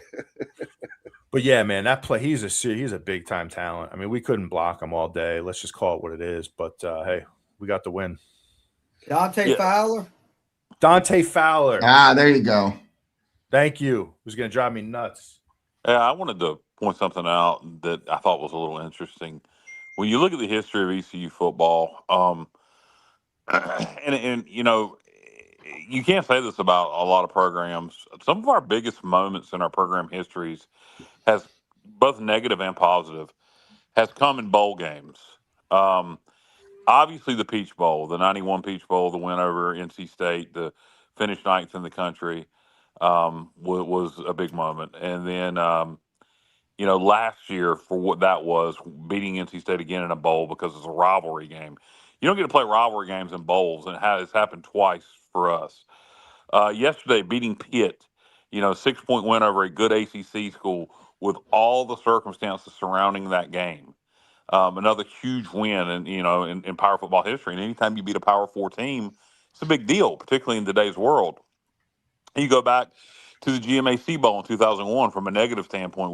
We blew the biggest lead in bowl history and lost. You go back and you look in 2006, Boise State. We were like a 17-point underdog, had like a 2% chance to win that game, and we beat Boise State in a huge upset in the Hawaii Bowl on the last-second field goal. We have had some major moments in our program history, both negative and positive, in bowl games, and I don't know how many schools can say that. You know, you know, obviously, anytime you win a bowl game is a big deal. 95 Liberty Bowl, win over Stanford, another close win. It was a huge win in our program history. Matt, I want to leave you out there to finish in the top 25. And, you know, lots of times, you know, a bowl win is just a bowl win. And we've had some like that, 2022 against Coastal and, 2000 against Texas Tech, where the bowl win was just a bowl win. But we've also had some really historic moments in our program history occur in bowl games. What about 2001, the GMAC Bowl? I brought that up as a negative. Oh, I'm sorry, Kyle. I muted for a minute because I went to.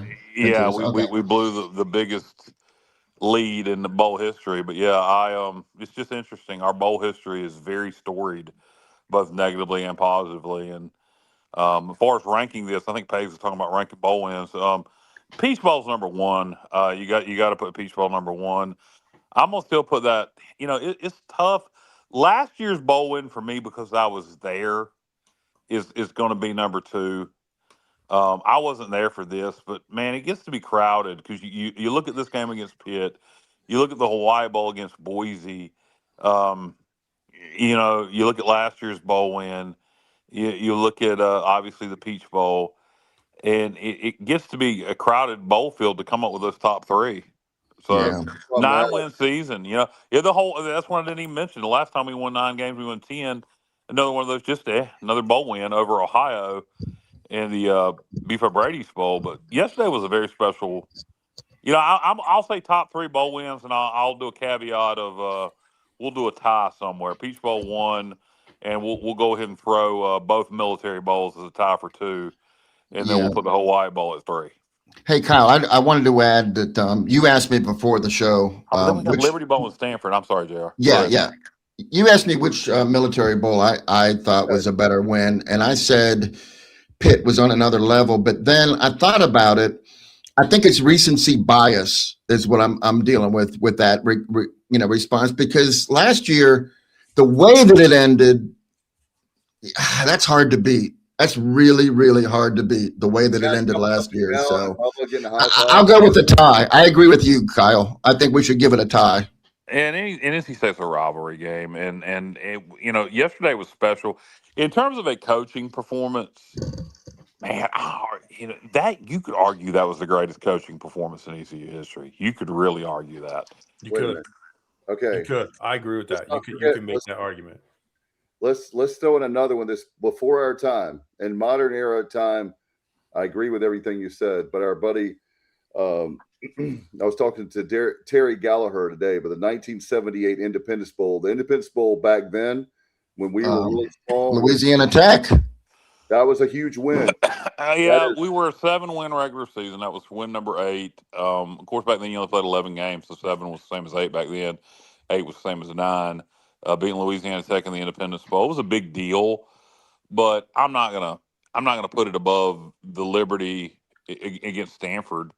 I'm not gonna put it above the Peach, obviously, and I'm not gonna put it against these last 2 military bowls, because you beat NC State, you beat Pittsburgh, and no disrespect to Louisiana Tech, but they're not NC State or Pittsburgh. Yeah, but the Independence Bowl was. I'm just saying that we always forget, because it was before our time. But the Independence Bowl back when we were. Well, there weren't that many bowls back then. Right. Yeah, back then you didn't have 50 or 60 bowl games. So going to any bowl was a big deal. Yeah, the Independent, it was a big, but it was still against Louisiana Tech. And I mean, I don't look. We had a party to honor that team, but no, you can't put it above any of these other bowl games.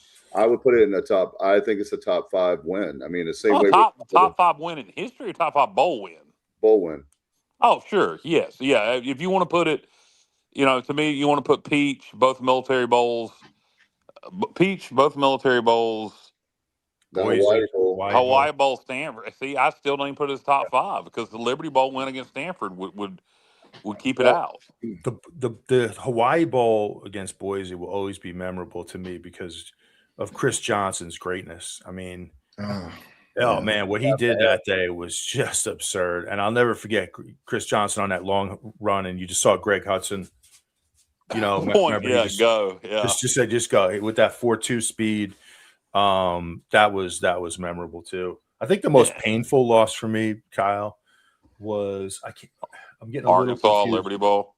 It was they were back-to-back, Arkansas and Kentucky. Which was the one the more painful? Arkansas was the worst one, right? Yes, overtime. Yes, because we gave it away. Was that the one we fumbled? Didn't we fumble? Oh man, it was really. We did a lot of things in that game. We took it.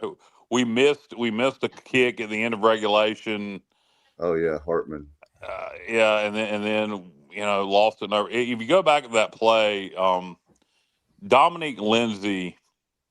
How do you remember this, dude? It's unbelievable. I remember stuff better from back then than I do now. That's how I am. Thanks, chemo. So Dominique Lindsay actually. So Hartman was really good if the ball was in the middle of the field, but he wasn't good at kicking from angles. He hit it from 50. It was at the center of the field. So the ball was in the middle of the field, and Dominique Lindsay almost breaks off a touchdown run on our last possession, but it uncentered the ball, and Hartman missed the kick. If Lindsay hadn't have got more yards there and left the ball in the middle of the field, I think we win that game in regulation. Not that you can blame Dominique Lindsay for trying to get more yardage. Losing to Louisiana Lafayette. Yeah, that was a good team, though. That 2012 Louisiana Lafayette team that we lost to in New Orleans, that was a good team. I mean, that was a Billy Napier coach Louisiana Lafayette Raging Cajun team that I believe was a 9-win team that year. Matt, how about Shell's asking about the 94 Liberty Bowl? That was a Shell. That was a really good Illinois team. And I always, you guys have heard me say this probably 5 times, but if you go back to that season, that was 1994. That was the year Penn State finished number 1 in the country, tied with Nebraska. Yeah. Penn State was a machine that year. Kerry Collins, Kijana Carter, so many great players. You know who pushed them deep into the fourth quarter that year? the only team, was Illinois. Pushed them deep into the fourth quarter. That Illinois team was loaded. And to Shell's point, not only did they have NFL players, but they had great NFL players. Simeon Rice. I mean, Ken Dilger was the tight end. He was a beast in the NFL. That was a really, really good Illinois team. So, and we took it on the chin that day. We had our opportunities, but there was a very good team. And you bounce back next year. You beat Stanford and finished in the top 25, which is another reason I think that Liberty Bowl win is very important, because we finished 23 in the coaches poll after that. And I think when this final top 25 rankings come out, we won't be ranked. I think had we beat UTSA, we would have stand a chance to be. But we will be in the receiving votes area. I'll be willing to bet you money. That's a good point. So we done with that point. Can we go to the inadvertent whistle, fellas? Yes. Please. Yeah. Okay. Who wants to take it first? Because I might lose my mind if I start talking about it. All right, I can start. Go ahead. So for me, where I was upset was the fact that you have a senior, okay, and we've got guys up here that are dads, and my son plays football, and I was thinking about Marlon Gunn. He stayed with us. He stayed with us. He fought injuries. He's had a heck of a year. And when I saw him running, I looked back. I said, they're going to call holding. Watch, they're going to call holding. I didn't see any flags. And I'm excited. He's running. I was like, oh, I was losing my mind. I said, he's going to score a touchdown, a senior, and I was so happy for him. And then they're coming, and the refs look confused. They look very confused. It looked like Kyle and Stevie know about this, the Montreal screw job, in that here we go again. We're getting screwed because they want to make sure that Pitt, going back to what you said, Matt. In fact, Marlon Gunn wrote WCW in the air. Yeah, he did. He spit, too. Exactly. And so I was very frustrated with that, with the fact that it wasn't like a referee called a penalty and I'm going, man, we got screwed there. They called a holding penalty. They can call a holding penalty on any play. But, of course, they picked the one that we scored a touchdown on. And if you know about running, I mean, the guy ran that. How many yards was it? It was over 50 yards, right? What, they hit play? No, he's talking about the run by Gunn, which was his forward progress was never even in doubt. No. His legs were always moving forward. And oh, boy. I mean, it was a 4th and 1 play from like the 32 or 30-yard line. And the thing is, the Pitt defense was in full pursuit the whole time. They never like shut it down. They never like lagged off. They were trying to make the play, and it didn't happen. And my stomach just felt sick, not because we lost 6 points or 7 points, but for Marlon Gunn. I just felt awful for him. I was trying to find him after the game. I couldn't. Hey. B-Pays is exactly right. The Pitt players sold that call. Exactly. And they did exactly what they were supposed to do. I would have done the same thing. If I'm like, yeah, hey, you blew the whistle, dude. I mean, I would have been over there telling that ref up and down, hey, you blew the whistle. The whistle. I can't blame the Pitt players. No, you can't blame the Pitt players at all. No.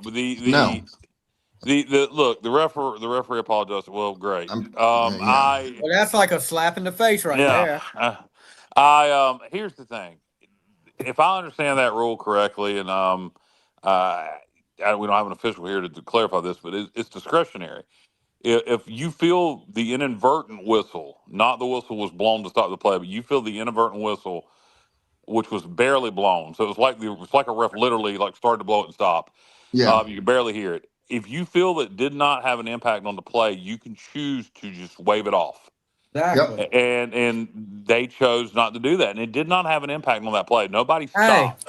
Nobody stopped. Here's what I don't understand. How did they? Okay, calling the touchdown back, but how did they figure out where Gunn was when they blew the inadvertent whistle? Screwed us there too, Stevie. They screwed us there too. Yeah, was it terrible? That's what I'm saying. They gave us the first down. That should have went to review. Exactly. So I don't. I mean, it was just like, okay, we're going to do this, but hey, where's Justin Butts? He can chime in on this. I don't know if he's still in. I hadn't seen him comment in a while. Chad Stevens, I still feel bad for him as well, because that happened last year in the Military Bowl. He had a touchdown, and he's a senior. You know, he's going out, and he thought he was going out in style, but they took it away from him, and it was wrong then. I think it's a tradition, JR. We're gonna get whistles blown on us. One to stop the play, one inadvertently, and then we're gonna beat ACC teams in the Military Bowl. It's a tradition, but horrible. Mm-hmm. And I'll tell you what. I don't know, you guys, JR. You said how upset you are, Matt. I'm curious to know what you did. Dave already said. I was so mad after that play. I was so shocked when he busted the run. I was sitting there with my hands on my head, just in shock that he busted off the long run and ecstatic. Then when they did the two plays later, when Dida got stripped and they ran it back, and it was just a complete swing in momentum and in points. Definitely.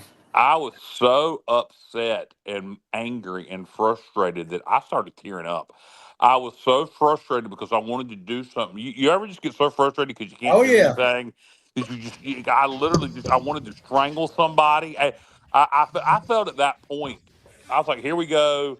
We're about to get our asses blown out the rest of this game.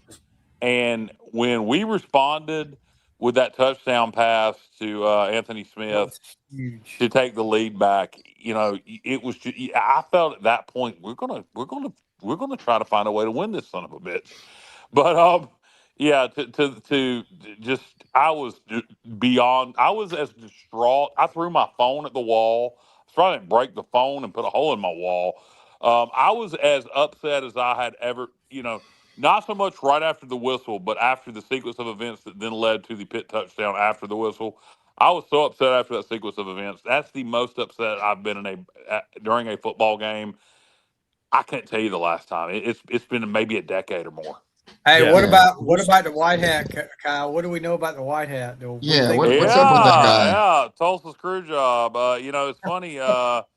The Holton said yesterday that he believes that the hit referee, that was the Big 12 crew, and I believe the American at the time was sharing referees with the Big 12. That's correct. In 2020 during COVID, he said that hit referee he believes was the same hit referee that was the referee in that 2020 Tulsa game, where the infamous Tulsa screw job, where we literally. That is the most blatant cheating you've ever seen in a football game ever. Yeah. What was that guy's name? What's his name? Anybody have an idea? It's Dave's brother. Yeah, well, I will take this for Pirate Nation. I apologize for one of my distant relatives there from the wrong side of the tracks. I don't really know him that well, but Luke Richmond, he doesn't really come to the family reunions or anything, but I'll tell you what, when he does come to a family reunion, he will get a piece of my mind. Luke Richmond was his name. And so. Yeah. Well, let's just look at it a step further for a second. I mean, so that's a excuse me. When that happens, it's a 10-7 game, right? We're up 10-7. Do I have that right? Yep. When that play occurred, okay. yes. It was 10-7. It made it 17-7. So 2-score lead at that point in the third quarter. So think about this now. All right. So it's a 2-possession game, and we're kicking the ball off deep to Pitt, which they hadn't really shown any ability to drive the length of the field. So we were in complete control of the game at that point. Yep. Then all of a sudden you have that momentum swing. I don't think our players recovered from it because they didn't even block on that play where Dida got hit with the scoop and score.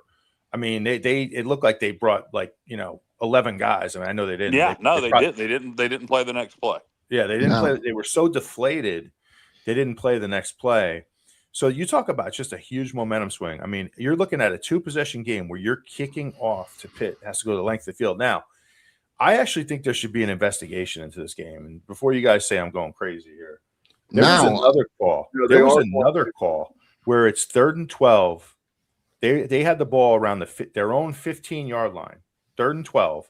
Quarterback gets flushed out of the pocket, scrambles to his right, and he throws the ball back across his body to his wide receiver, who apparently catches the ball for a first down, even though he landed 3 yards in front of the in front of the. Yeah. All right. Now, if you go back and watch it on TV, watch the referee. Watch when the receiver lands with the football. The referee he spots the ball 2 to 3 yards in front of the first down mark. All right. Yep. Then all of a sudden, another guy comes running in and calls it a first down. All right. Yeah. That call was, and then they took it to review, and the head ref didn't have the balls to overturn it. The same guy who didn't have the balls to let go of the inadvertent whistle. That's one of the worst officiating performances I've ever seen, and it really should be looked at. It really should be investigated because Richmond it probably is. Oh, okay. It probably is. From Connecticut. And look. Here's the thing: that back in that Tulsa game, there was stuff taken to review that should have been overturned and called our way and wasn't. And later, you mentioned that play. There was another play later on Pitt's last possession when they ended up kicking the field. Oh, next to last possession when they ended up kicking the field goal, where their quarterback slid and he was a yard to a yard and a half short of the first down. Yeah. According to the referee that was, that they have there to look at plays there for the announcers, he said he was short and the ball would be spotted about a yard to 2 yards short of the first down. As it play stance is called. So, I want to know what referee on that crew had the balls to call offensive pass interference on Pitt on that last drive. Yeah. Yeah. Dave, Well, I send you the video. Because when I saw that flag fly, I was like, it looks like offensive pass interference, but I just knew they were going to call defensive pass interference. Well, hey, Dave, if I send you the video, can you put it up there? Who cares about copyright? It's quick. Yeah.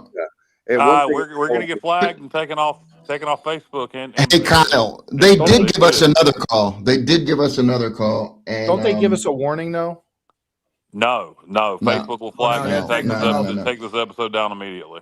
Yep. All right. Peyton Mangrum threw a great ball to Waiters. Send it all to you guys right now. And they did call defensive pass interference on Pitt when Pitt intercepted the ball. So that did go our way.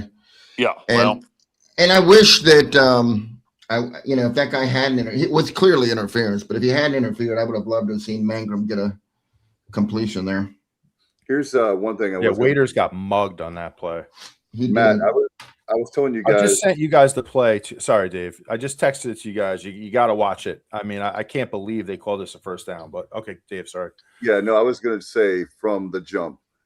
I know that Kyle would be saying to me, Dave, you're always on the refs. Oh my God! No, not this time. But the guys behind me, I give them a credit. There was a father and son Pirate fans behind me.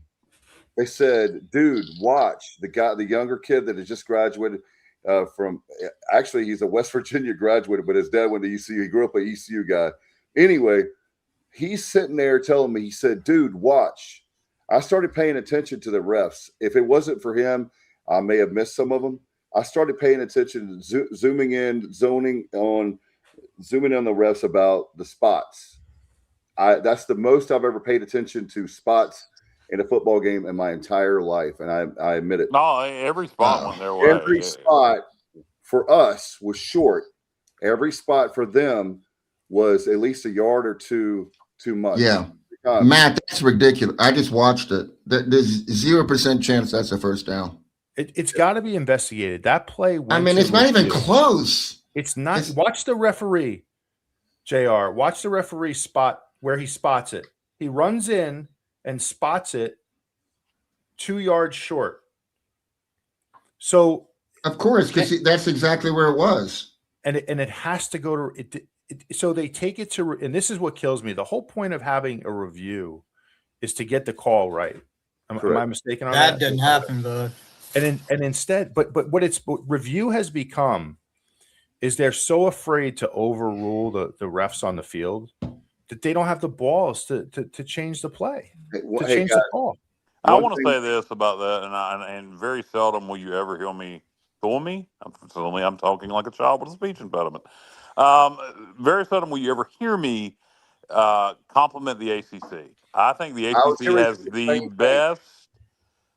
best reviews in college football, and they're transparent, and Yep. they show them live on TV, Yeah. and they don't take very long, and they get it right, and they show you the whole process. And I That think needs it to should be be a national. rule.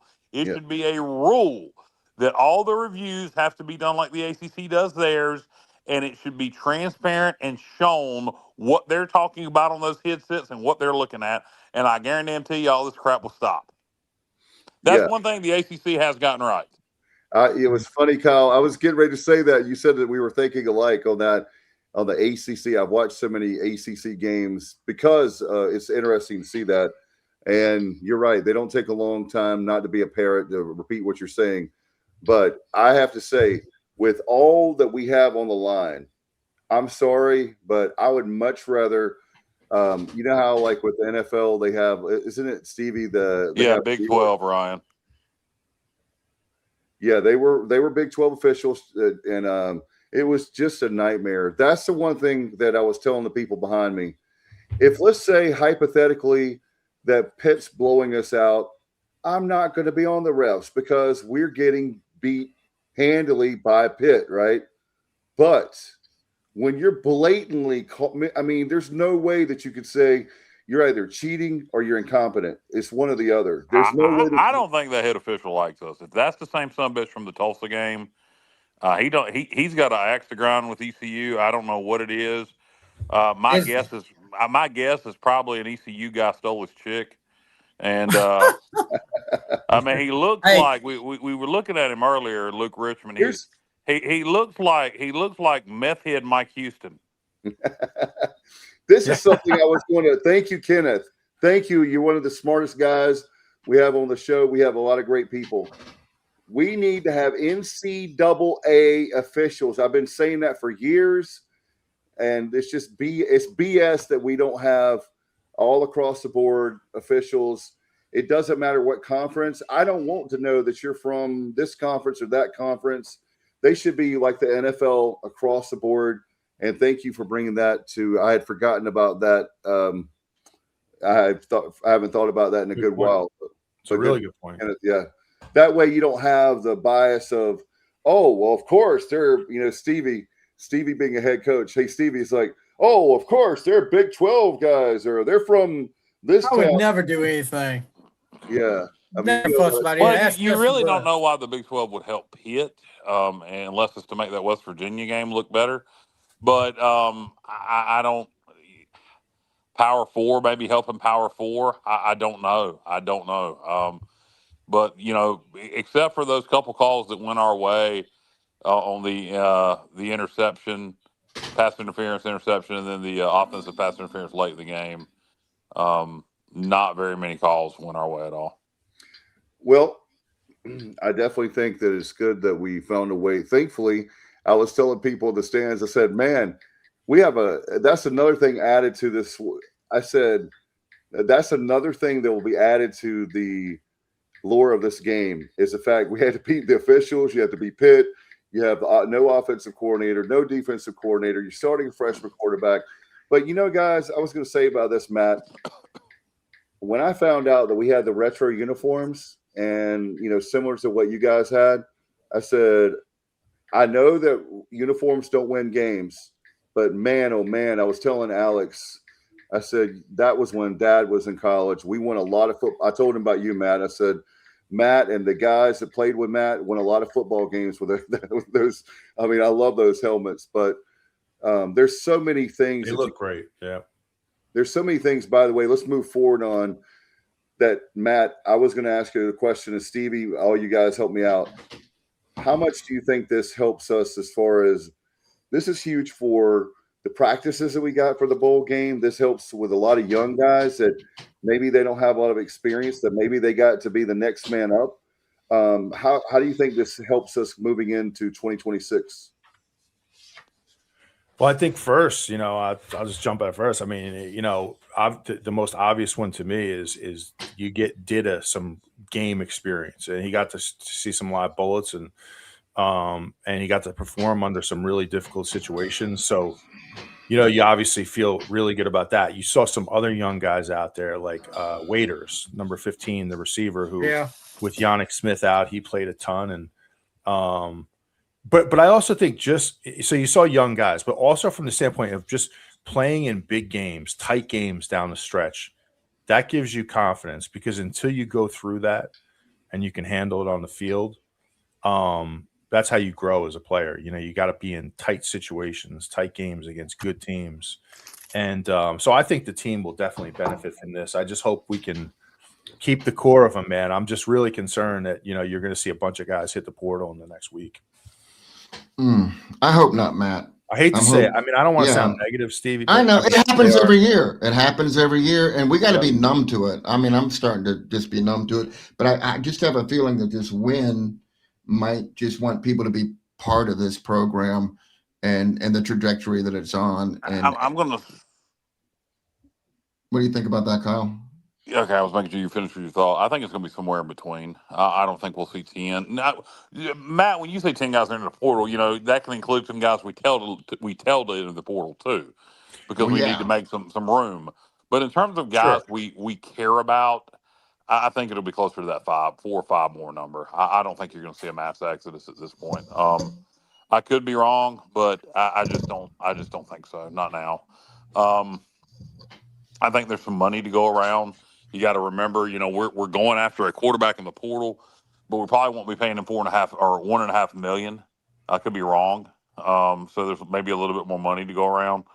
So we'll lose some more guys. I don't think it'll be that many, but I wanted to bring it back to the bowl game, guys. And we'll sort of wrap this thing up. But at what point yesterday did you guys think we were going to win that game? For me, I thought, when we went up by 10, and then I thought at that moment, oh my God, we might actually win this. And then it was taken away and we were down.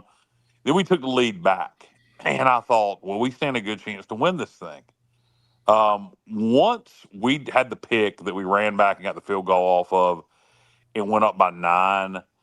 I really, I felt then, we're going to do this. We're going to find a way to win this friggin' football game. And, I kept almost waiting until about midway of the third quarter for us to blow it and just Pitt to start beating us because, just lack of offense. And it never happened. And I'm just, shock isn't the right word. I'm sure there's going to be a bunch of people say, I knew we were going to win the whole time. Yeah, come on. Just extremely impressed with the job Blake Harrell did. And at what point in the game did each one of you, maybe Gerald, we'll start with you. At what point in the game did you think we're gonna win this damn thing? Okay, so it came very, very early when I said to myself, we can win this thing. And I'll tell you when that happened was when Pitt had their first 2 offensive possessions. So they had 2 full possessions.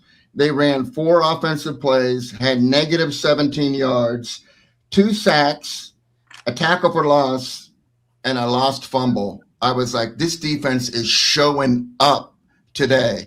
They are going to take this into their own hands, and I love our chances right now. And then I just kept, Kyle, what I kept doing was, because I was texting during the game, okay, so 30% of the game is over, 40% of the game is over. Yeah, count the clock.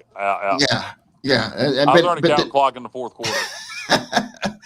And then so I honestly, early, I was like, whoa, this defense is showing up. And it wasn't just 1 or 2 or 3 or 4 people. It was the entire team. And so I felt like we had a shot. But I never thought for sure we were going to win it. I didn't think we were going to win it until we went up by 9. No. Yeah. Well, then the only time after that, because Matt already talked about it, was when I said we got to get it below 2 minutes. And then when they took it all the way down to like 1:30 or whatever, 1:27, whatever it was, before they were able to get that field goal, I felt really good at that point. And I'll say this too. I wasn't, just like the Memphis game, when they started the drive at the 20 with 57 seconds to go and had to get to the end zone, with this defense, I was not worried one bit. No more so than just the normal, oh God, what if? But I felt very confident. Matt, at what point did you think, not that we could win the game, but that we're going to win this damn thing? Oh, man, it's a tough one. I felt like when the whole inadvertent whistle thing happened, and then they scored 2 plays later. I'm saying to myself, like, oh shit, the game's over. Like at that point, I felt I was completely like, this is going to be tough to overcome from a momentum standpoint. And then when we answered right back to Anthony Smith, right there, I'm saying to myself, I just like a flip kind of switch, and I'm like, this team does not want to be denied today. Yeah, I agree. I felt like we could, but I still didn't feel like we were for sure. I didn't feel like we were for sure, but like I put it this way, I just felt like at that point, you know, our mindset was in the right place. We were just determined to win the game. I felt like to answer that quick, and I don't know. But trust me, man. Like I'm never comfortable with a lead. I was pacing around the house, cursing, throwing things right up until the last play. Trust me. I was going to tell you guys that I told a few of you off the air, so I haven't told Stevie and Matt. But one of the coolest things happened is that, like you were talking about counting clock. The guy, the dad, and I wish I got their names. Sorry, guys, but the dad and the son behind me. The dad looks at me, he says, and the son, he says, guys, this 2 minutes is going to be the longest 2 minutes of my life. And he was like, and so then it was like 80 some seconds left, right? And all of a sudden they start playing Living on a Prayer. Yeah. And I was like, I heard that on the radio. This is like one of the best. Whoever's doing the music is so in tune to this game. It's perfect for us. You were talking about when did you know? I felt really good about it. And the one thing, like you were talking about, is with the clock management.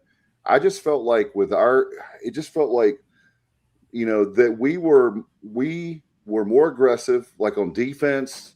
It just felt like they had a great. So at what point? So when at the 120 point when they played Living on a Prayer, that's when you felt like we were going to win the game? No. I literally felt like early on it was like Johnny said. I said could win versus we're going to win. I felt early on. I would say it was right early in the third quarter. It was even before all the screw, you know, all that mess, because I just felt like that one thing I was saying, Matt, I was thinking about Logan. The touchdown pass to the first touchdown pass in the third when we took the lead to Smith. Yeah, because I was saying I'm really feeling like when I saw that, I was like, okay. And then when Marlon Gunn got the touchdown, I'm like, wow, we're really pouring on. And when Logan talked about if we could just keep it to a fourth quarter game, if we could just get in the fourth quarter, I never felt like that with Hauser, right? I felt very aggressive, but with the way that you were talking about it earlier, Dida managed that game. And I'm not saying, and we don't want to talk. Stevie, we'll get your answer to this question tomorrow. No, I've got a couple of things before we get out of here. But Stevie, what were you thinking? After the offensive pass interference, that's when I felt like we were going to win the game. When it pinned him back deep. So basically the last play of the game, Stevie. Dude, let me tell you. Let me tell you guys. Matt, you started talking about you're never comfortable with the lead. Right. Going back, and I'm going to throw it back to my high school days. It was a rivalry game, and we were not supposed to beat this team. We went up on them, and we're up 20 points in the fourth quarter. And I was playing linebacker, and my whole defensive, I was telling my defense how much time was left. I said, all right, guys, just 12 more minutes. And every time I would tell them 8 more minutes, guys. And up until we got to 1 minute left and we were up 26 points, I was like, okay, guys, let's relax. We can relax now. So, yeah, I'm never comfortable with a lead. So, yeah, that was. So, Steve, it was the last play you're saying, right? It was the second to last play, wasn't it? Yeah, second to last. Yeah. That was awesome. Look, as a coach, dude, and just like Kyle said, what if that had been a defensive pass interference? No, that would have given them a shot to the end zone. Yeah, they would have had a chance to throw in the end zone. So, I mean, if it had been a 2-score lead at that time, then I would have been like, okay, this is over. Thank you, Ryan. Thank you, Ryan King. Stevie. I wasn't completely relaxed until that last play, but I felt pretty good I felt pretty good punting it to them with 57 seconds to go that we were going to win that game. Hey, look at the chat. Look at the chat. Y'all think I'm crazy. No, I There's don't think two you're right crazy. there in a row to say the same thing. I'm with Stevie. With you, Stevie. Yeah. Ryan King and Leland Pirate. Appreciate you guys. Brian King and Leland Pirate. Leland Pirate. Leland I'm Pirate. sure that's his real name. That's his Leland, North official Carolina. Leland, He's hey, basically. that's where my dad lives in Leland, by the way. Your dad lives in Wow. Leland? Yeah. Also, So does your dad go to Campbell games? He does not. But yeah, he retired there. Awesome. Plays golf and pickleball a lot. Hey, did anybody But I think thought your dad that lived in Wilmington. No, he lives outside of Wilmington. Leland? Leland? That's way outside? What the hell are you talking about? Leland is part of the Wilmington Metro. It's like Burke. No, Is it I'm really? sorry. I'm sorry. You are right. I'm an idiot, man. I'm thinking of Lily. Oh, Kyle, so am I. I'm thinking, Kyle, I am too, close to Mount Olive. That's what I'm thinking. I'm thinking Yeah. of Lillington down What's by wrong with you Campbell, guys? down by Bowie's Creek. Yeah, me too. That's what I was thinking of. Well, you had me questioning my own sanity for a minute. Yeah, I'm sorry. Okay. Leland, Apologies, right, Matt. No, Hey, did any of y'all the think? dude from New Jersey that lives in Connecticut. Yeah, okay. Yes, Thank we you, know, Ryan. Ryan. That's my Leland- fault. Leland Me is and one of JR the both fastest for some growing reason got towns leaked. in North Carolina. Okay, so I was going to ask y'all, did anybody think that when Kyle Long had the false start and it wiped out the field goal that we might, like, that might cost us? And luckily, Mozzie, knocked the next one down, so it didn't. But I was worried at that point when that happened. I was like, if we miss this field goal, that's not a good breaking thing. news, guys, we need to talk about. Now it was Igo, but also Pete Thamel now is confirming Darrell Roberts is to Wake Forest. Darrell. That's okay. We'll be fine. Yeah, that's a situation where our new OC coming in is a wide receivers coach. I wouldn't be surprised if he doesn't coach wide receivers himself and bring in a quarterbacks coach. I could be wrong on that. But that doesn't surprise me. The biggest right now, I really hope we keep Maddox. I really hope that's something that those two can work together. I'd also like to keep our running backs coach. He did a good job yesterday too. Rodney Freeman. Yeah. So keep those two. And no offense to anybody else on the offensive staff, but keep those two, and then maybe Coach Jordan Davis will bring in whoever else he wants. But by the way, I hate this one, guys. I hate to lose. Yeah, he's a good Darrell recruiter. Roberts. He's a good recruiter. I love his energy during game day. That dude is up and down the sidelines. He's hyped. He's jumping up and down. I love the energy. He's the one that was every time somebody scored was over there, right over there. When Gunn scored, he was the first one over there to him. Yeah. Do you know Darrell Roberts? His first, his first college touchdown in his career when he played for Virginia Tech. His first touchdown reception was against East Carolina. Oh wow. Yep. Yeah, I love coaches like that, man. Like guys that bring energy, and like he's a younger dude, a lot of energy. I hate to see him go. I really do. I hope he's well. I don't know how to phrase this the right way, but maybe like you guys said, he's leaving because of the fact that our new OC is bringing his own wide receivers coach. But I hope he's not just leaving voluntarily, because like we talked about earlier, this is not a staff you want to leave. This is the type of staff you want to hitch your wagons to right now. So who knows? But I wish him the best. I hate to lose him, man. Good coach. All right. Shill had a question about facilities, indoor practice facility, and baseball expansion. It's actually Gilbert had a video up recently, and it was things are moving right along like they should. They were both about a 18-month project, year to 18 months, depending on the weather and all that kind of stuff. But as far as we know, everything that I'm hearing, if you go by on Charles Boulevard, man, that indoor practice facility is just really impressive. And as a matter of fact, we asked the coaches, remember that, Johnny, about the fact that indoor practice facilities, is that really a big deal? Yeah. And the coaches said to us, I can't remember which one now, Johnny, but he said it does help with recruiting because they can't do that against us anymore. So, right. No, I get it, but I mean, we got plenty of time to talk about that. I mean, this is like, I feel like we're running out of time, and we still have a little bit more stuff to talk about the bowl game. And this was like an incredible game, and we should kind of stick to that. Maybe talk about facilities next show or something. Well, am I wrong about that? I thought we had talked a lot. I mean, but I don't know. Okay, all right. Well, I mean, yeah, okay.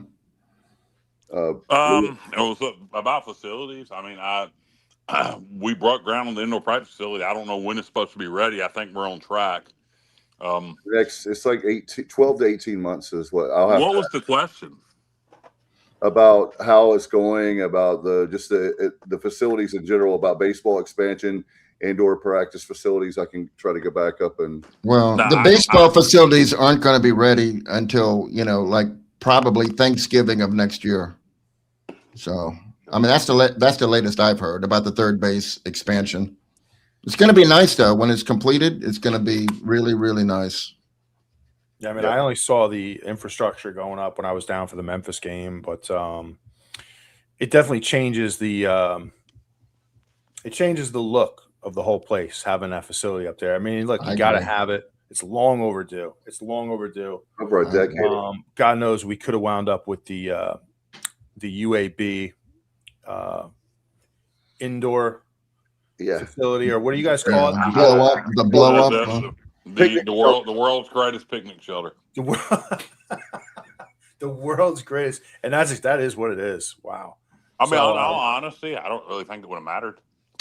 As long as it serves the purpose of keeping us out of the weather to practice in, nobody's coming anywhere because of an indoor practice facility. Those days are gone. It's how much money can you pay us?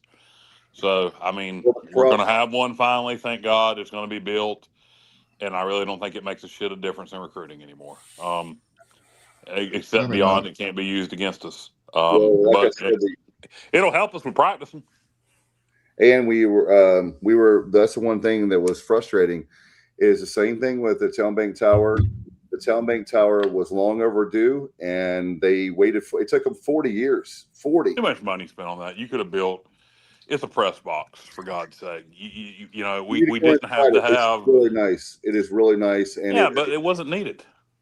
Yeah, it actually, we agreed to disagree on this one because what happened was the money that was wasted on that stupid ass Town Bank Tower set this program back, along with the decision to fire Ruffin McNeil, about 5 to 10 years, and it took forever to get all the money that was invested in the Town Bank Tower, so we could move on to another project. Did we need a new press box? Yes. We absolutely did. It was the double wide in the sky. Right. Did it need to be the jewel of the South? No, it did not. It's a friggin' press box. Right, but you don't understand it. You don't understand because you don't go in it. I'm telling you, it's very nice. No, because I don't want to go in it. I don't want to go in it. I'm telling you, you don't know it. Until you've been in it, you don't know what you're talking about. What the fuck do you mean I do until I've been in? I don't know what I'm talking about. What I said was we didn't need it. I don't care how nice it is. I don't care if you walk inside of an elevator and they have a 20-year-old blowing you when you walk in there. We didn't need to spend that much money on a press box. The problem was not the issue of what I said all along. I just stated, you didn't listen to me, 40 years. If they had gone to 2000 and done it, or 2005, but no, they waited to when then the cost just keeps going up and up and up. Just like we could have built a simpler press box and saved money. This looks like a future show. Like this is a hot topic, apparently. Hey, I want to throw this out there. Look, I'm trying to break this up, Kyle. JR, are you new? I mean, are you not familiar with all the money that was wasted on that press conference? No, I side with you. I side with you on this. I'm just trying to stop the I'm trying to stop the confrontation here and change the subject. That's all.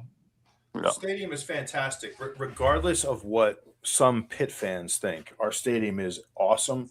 JJ, every time JK, every time I go down there to a game, like every year, it just gets better and better to me. Like when I was there for the Memphis game, I was so impressed with everything at that. I mean, it's a great stadium, man. I mean, I just wait a minute, whoa, Shell, whoa, put Shell's comment up there. Put his comment up there. Put his comment up there. Kyle, you're not an alumni and you don't contribute with money. Come on, dude, pay. Let me tell you something, Shell. Let me tell you something, Shell. Just because I don't have $1,000 to give away for no motherfucking apparent reason other than to try to get over and be friends with people on a podcast, I don't have to buy my friends. I give money to the Pirate Club. I give money to NIL. I give money to this program out my ass for what I make. And my wife is an alum. Now, if you were just trying to bust balls and crack jokes, then I apologize. But if you're being serious, you can kiss my ass. Because no, I'm not an alumni. But yes, I give money to this program that I don't have to give. I'm a Pirate Club member. I contribute to revenue sharing. I contributed to Team Boneyard. And my wife's an alumni. And so I didn't know we had problems. But if we do, I'll add you to the list, my friend. Well, I aspire, Kyle, to contribute as much as you do. Appreciate it. Oh, boy. I don't get what's going on here with Mr. Powell here, because I mean that last comment right there that he just put up, that makes no sense at all. Okay, did you take my money? What does that mean? I didn't take any of your money, brother. Dave did. Dave did. I didn't take a damn bit of your money. None of it. None of it. Well, So you got a problem with me? You're taking it with the wrong person. I haven't got $1 from you, Shell. We divided it 4 ways, but that's. I don't. The Roadcaster, wasn't that his purchase? No, it was not. I paid for that. I paid for that outright. Thank you very much. Okay, well then I was giving bad information. You may be mad at Shell, but take that. I was giving bad information. No, it's not correct. No, what Shell wants to come after me, saying I don't give money. I'm not an alumni, so I don't have an opinion. You can kiss my ass. One thing I ain't never had to do was buy anybody. All right, that's not what I was saying about. Yeah, let's move on. I was saying about. Hey, Dave, did you know that Anthony Smith had 156 yards out of the 177 receiving yards that the Pirates had? 88.14%. That's incredible. That's crazy. Nobody puts up numbers like that. I mean, like he literally caught. But we split it up. We split it up 4 ways. How much was my part of that, Dave? Oh, Kyle. Let's move on. $250. I will get it back to Shell. Shell, text Dave your PayPal. I'll get you your money back. I didn't realize I took any money from your slimy ass. All right. Oh boy. So anyhow. Yeah, this is the. You get personal with me. I'm going to get personal with you. And no, we have I know Shell. Shell's not a random person. Shell's not a random person. I know Shell. We know Shell. I've never had any problems with Shell. And Shell wants to come take pot shots at me for no apparent reason, and I'm going to come back at him. Well, then, I mean, we have a show. We have 5 people on the show. We're trying to do a show. And that's what I'm frustrated. We've talked about this ad nauseum. It doesn't matter if you know the person or not. We've talked about this ad nauseum to focus on the show. Dave. Yeah. Dave. Come on, man. Come on. Come on. All right. This isn't a random person using a fake name. This is somebody taking personal shots at me for some reason. And the question is, why? Why? Hey, Kyle, I think we should table it, though, and for future. I just think we should just quit right now, and we can settle it later. Let's just move on. We're talking about the bowl game. Let's table that discussion for a later date. It's worthy of future comments. But Matt, what do you think about that? Can you remember any time where a Pirate receiver had both receiving touchdowns and 88% of the total receiving yards? That's kind of crazy. But that's how Anthony Smith went out. It is crazy, and good for him. I mean, look, we got him later in his career. We had him for 2 years, and we got a ton of production out of Anthony Smith for 2 years. Man, he's a great Pirate. Look, nobody can cover him on the deep ball. I mean, it's just that simple. So, as Blake said, he just runs by everybody. So, great performance for him. Happy to see him go out on a high note. And separately, I'm going to set up a Thunderdome match between Kyle and Shell and let you guys work it out there. I don't know where that came from. I have no idea where that came from, that I'm not allowed to comment on facilities because I'm not an alumni. Last time I checked, they still took my money to go towards facilities. That's insulting. To a lot of people who give a lot of money to ECU that aren't alumni. Well, why don't we do this? Why don't we do this just for the sake of the show? JR's not an alumni. Stevie's not no, an alumni. can I? For transparency, Kyle, though, for transparency, I mean, I'm going to fully admit to everybody watching the show, you give more than I do, only because it costs me so much to drive to Greenville 100 times a year. You know, I got to keep some of my money for travel expenses. I do give.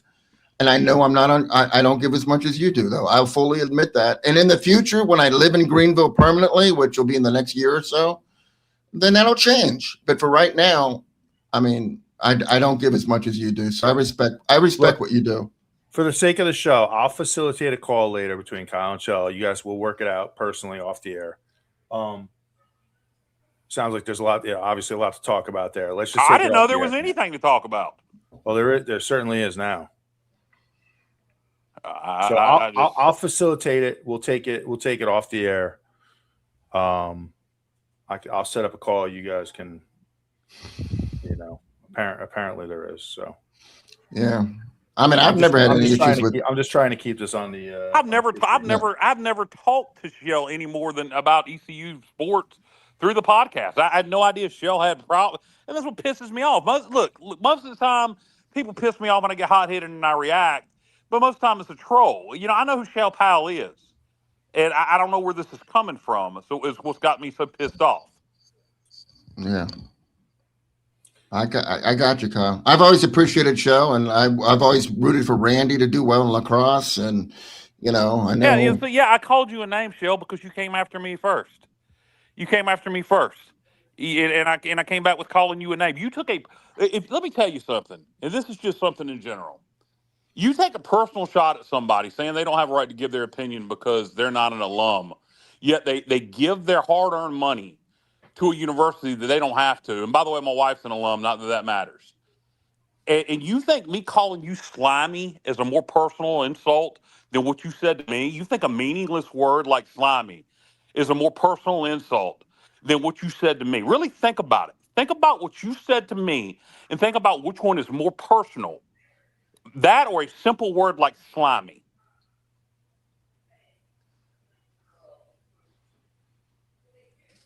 All right. All right. Okay. So let's change the topic here. Thank you, Matt. Let's change the topic here. Yeah, this is what feedback we're getting. So I want everybody to know that we're doing a show, and if you have a troll, it doesn't matter if you know him or not. I would consider him a troll. That's the whole thing. Well, it doesn't matter. He's not a troll. Shell's is a real person. He's a pirate. He's somebody who has supported the show. And for him to attack me, it caught me off guard, and I'm going to respond. Now, I'm sorry if other people don't want to hear the fight. But, like I said, this is somebody I didn't know had any problem with me. Yeah. I've always respected Shell. Yeah. All I'm asking for is, I'm saying it on the air on purpose so everybody will know, let's move on. And if somebody comes after you, take it off the air with them, not on our show. All right, let's move on. Well, we could all stick together and just defend each other on the show. Unity. I do, but we've talked about this ad nauseum off the air, and you took the bait again. It's not bait. It wasn't a troll. All right. What else do you guys have? Hey, you want me to leave the show, Dave? I'll leave the show. We'll I don't have to be here. This is escalating. This is going way in a direction that it doesn't need to go in. Come on. I'm very simple. I'm a very simple sumbitch. You either have my back or you don't have my back. There's no in between with me.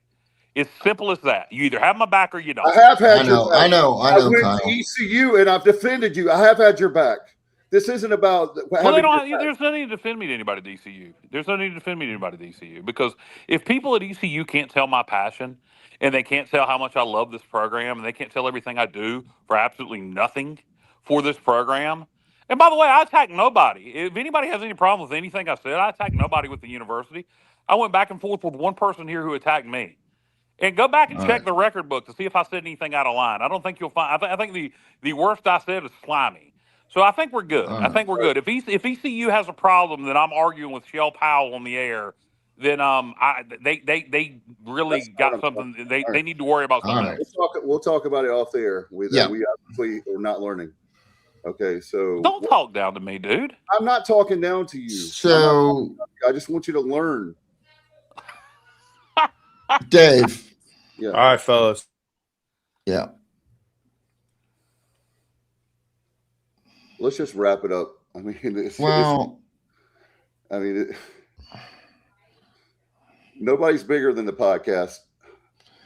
I wanted to completely change directions, Dave, and say that you and I had a conversation earlier today where you told me that ESPN declared that this is the first time that the Pirates have won 3 consecutive bowl games. Yeah, well, and three. Yeah, and I said that's not true, and maybe, but I'm going to say maybe ESPN doesn't consider 63, 64, and 65 as legitimate bowl games. But we won the Tangerine Bowl twice, Eastern Bowl once under Clarence Stasevich in 3 consecutive years. So this isn't really the first time.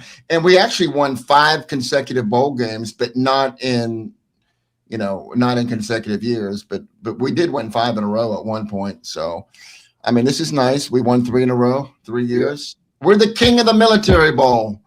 We are the king of the Military Bowl, undisputed. What did you guys think? You look at the Military Bowl. I mean, at first when I saw 11 o'clock, I was kind of like, not really. But I'll tell you, the thing about the 11 o'clock, though, is like I would like to see the numbers because there's really nothing else on a TV that time. At that time, the next game that came on was the Pinstripe Bowl. Penn State and Clemson at noon. Yeah. That game was horrendous. Clemson was not mentally prepared to play a cold weather football game. I mean, they just looked awful. They couldn't catch the ball. They looked like they didn't even want to be there. And Penn State took it to them. Credit to them.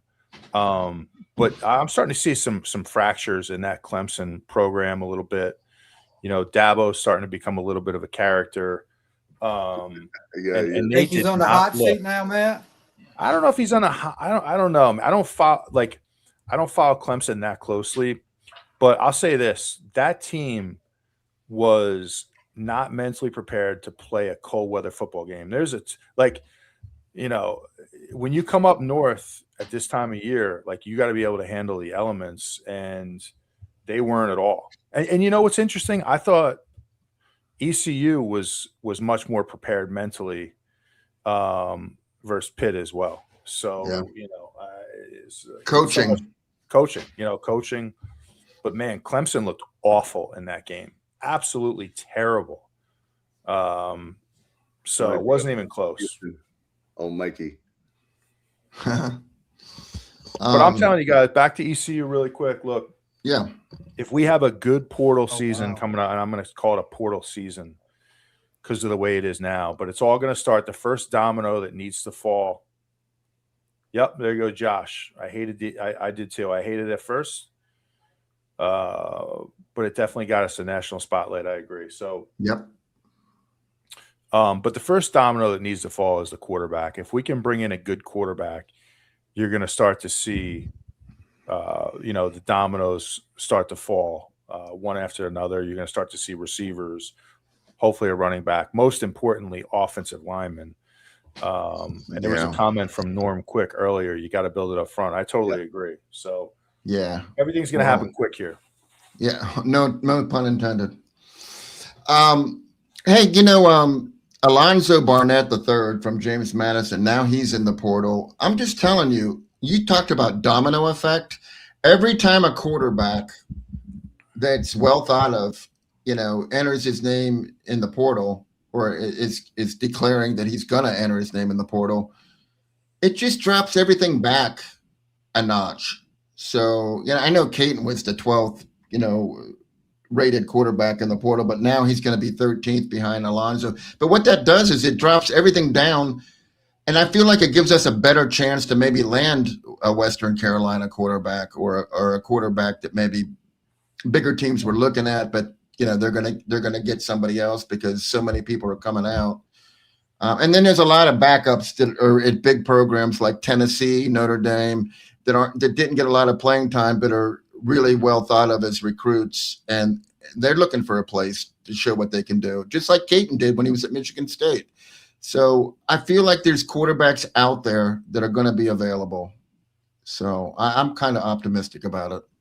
Yeah, and if you're a good young quarterback, why wouldn't you want to play in this system? I mean, you're talking about you just brought an OC in, all right, that North Texas scored the most points in the country this year.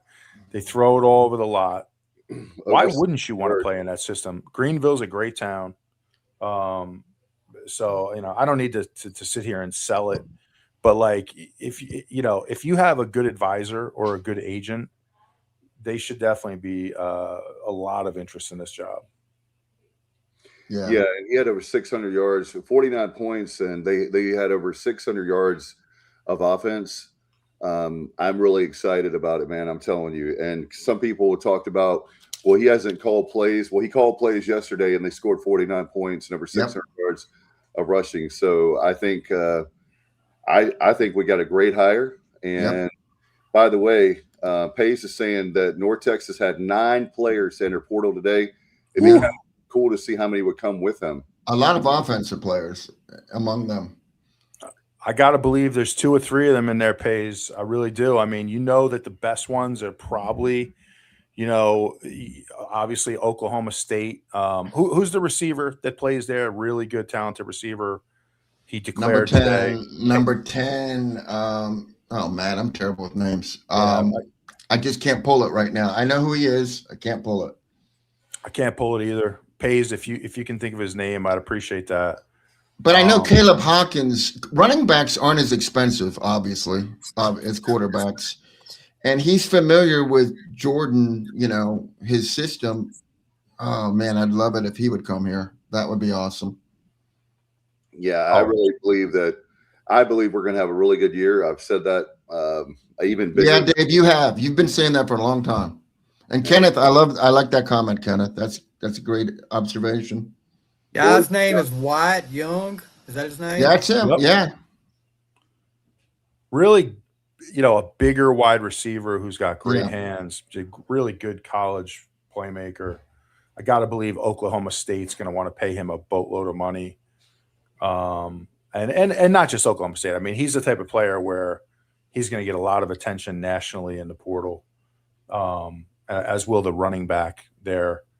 But hopefully we can bring in. We got to be able to bring in 2 or 3 of those guys. Yeah.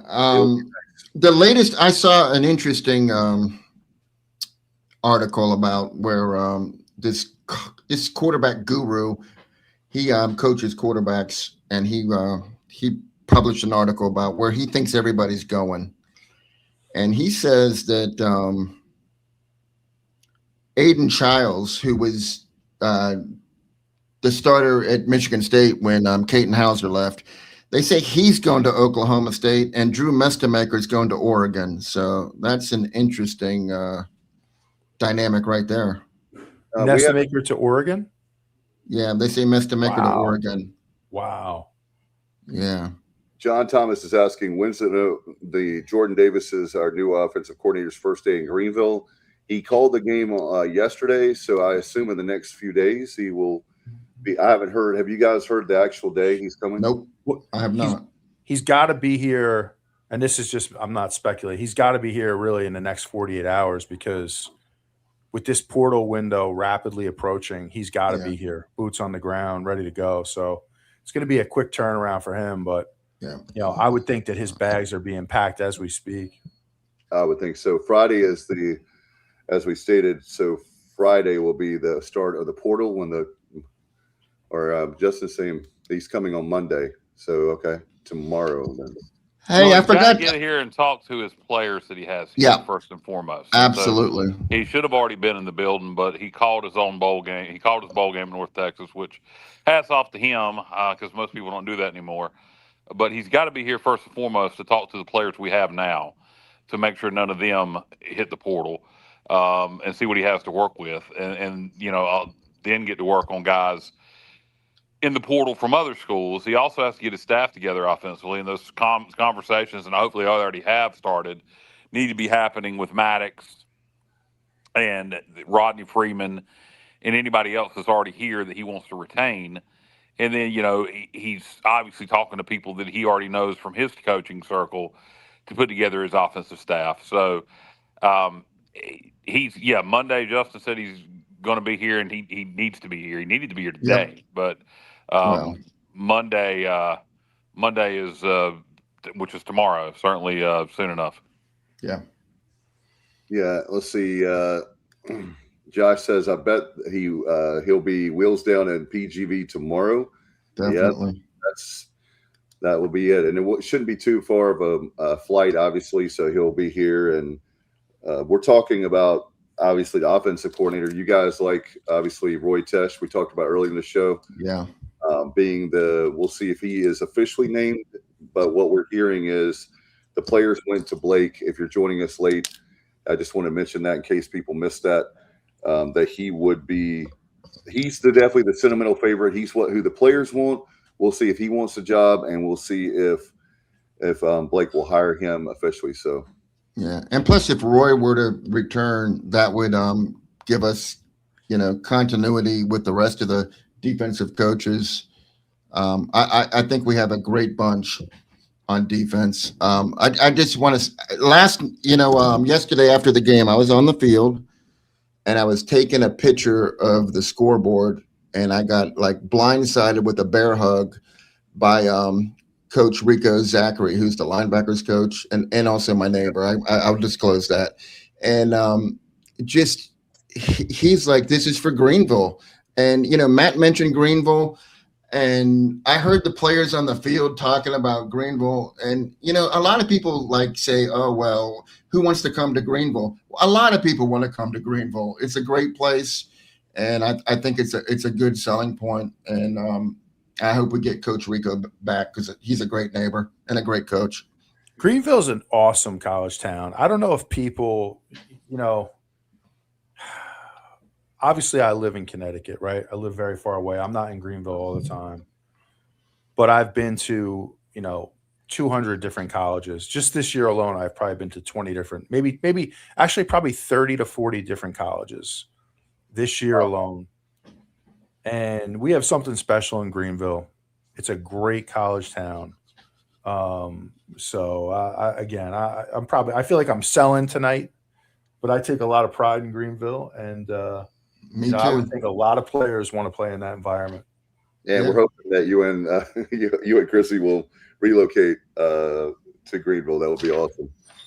Johnny, you got any houses available in your neighborhood, Johnny? What's that? Do you have any houses in your neighborhood that are up? Well, the one next to Rico and directly across the street from me is an Airbnb, and so we get to have different neighbors every week, and there's some interesting times. Sometimes we always laugh about that. We've had girls fighting girls out into the street in front of Rico's house. Oh, it's crazy some of the stuff you get there. Videoed it? It hasn't gone viral yet. Literally, Matt, they all went out clubbing, and there was like it was an uneven number. It was like 6 girls and like 4 guys. And this is a big house, so they're all like hanging in there. But 3 of the girls start fighting the other 3 girls, and they were like going at it in the front yard, and it rolled out into the street. And Rico's like, is this what I'm supposed to expect every weekend? This is crazy. And I was like, no. This is like the outlier. But yeah, most of the time you never see. But yeah, Dave, the only house available is on a weekly basis. We'll keep an eye out for Matt. We'll call any realtor right now listening or watching. We want Matt Semenza down, and I know maybe Chrissy wants to stay in Connecticut, but we shall see. Axel, hello to Axel. Sorry I'm late. Heard we are doing call outs tonight. You already know got to square up with Matty since he skipped out worse than Montgomery, and I wish and I miss. Oh, come on now, Axel. I got an issue with Axel. He skipped out before I had a chance to to talk to him at the Fisherman's Inn. I was like, oh, that's Axel. I went to talk to him and he was gone. He vanished. There you go, guys. Another breaking news from Hoist the Colors. 24/7 Sports is now saying McCrimmon has entered the transfer portal. That's a shame. That's a shame. There's one of your 10, Matt. Yeah, I think you're probably gonna see. I'm looking right now. I'm looking for an announcement on that. I don't know if. Hang on a second. I know, JR. I thought that too afterwards. Next time, man, Axel said to you. Axel is in the Annapolis area, which I forgot. Axel, it was great to see you Friday night. And by the way, while we have a chance, I want to say hello to Jody Schultz and all the great folks at the Fisherman's Inn. Hosting us 2 years in a row was a lot of fun, and we appreciate Jody very much. And also the Pirate discount at there at the Hyatt. So appreciate it.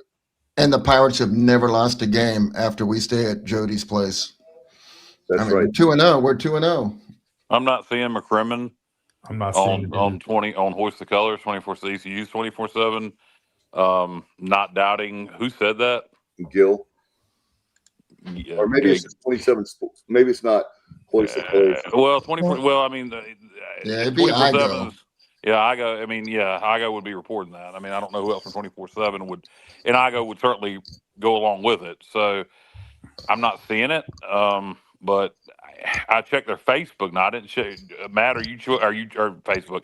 I checked the website. Matt, are you checking X? I'm checking.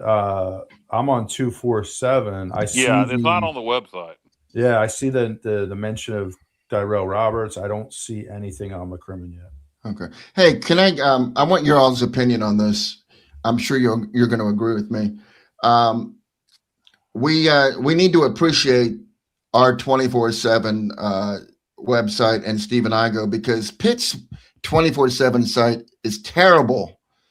I mean, it's just bad, and they don't give you any information. They argue amongst each other. They even say that the site sucks. So we're lucky to have Igo and our 24/7. They use Rivals or =3 or +3 or On2 or whatever it's called now. On3.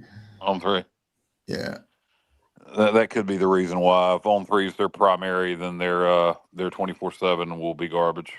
Yeah, it's garbage. How have we never got like and I mean, this may be something that I'm missing. All these other schools have like a locked on podcast. You know what I mean? No, Stevie, you will not find any school that's not P4 with a locked on podcast. Pitt doesn't even have a locked on podcast.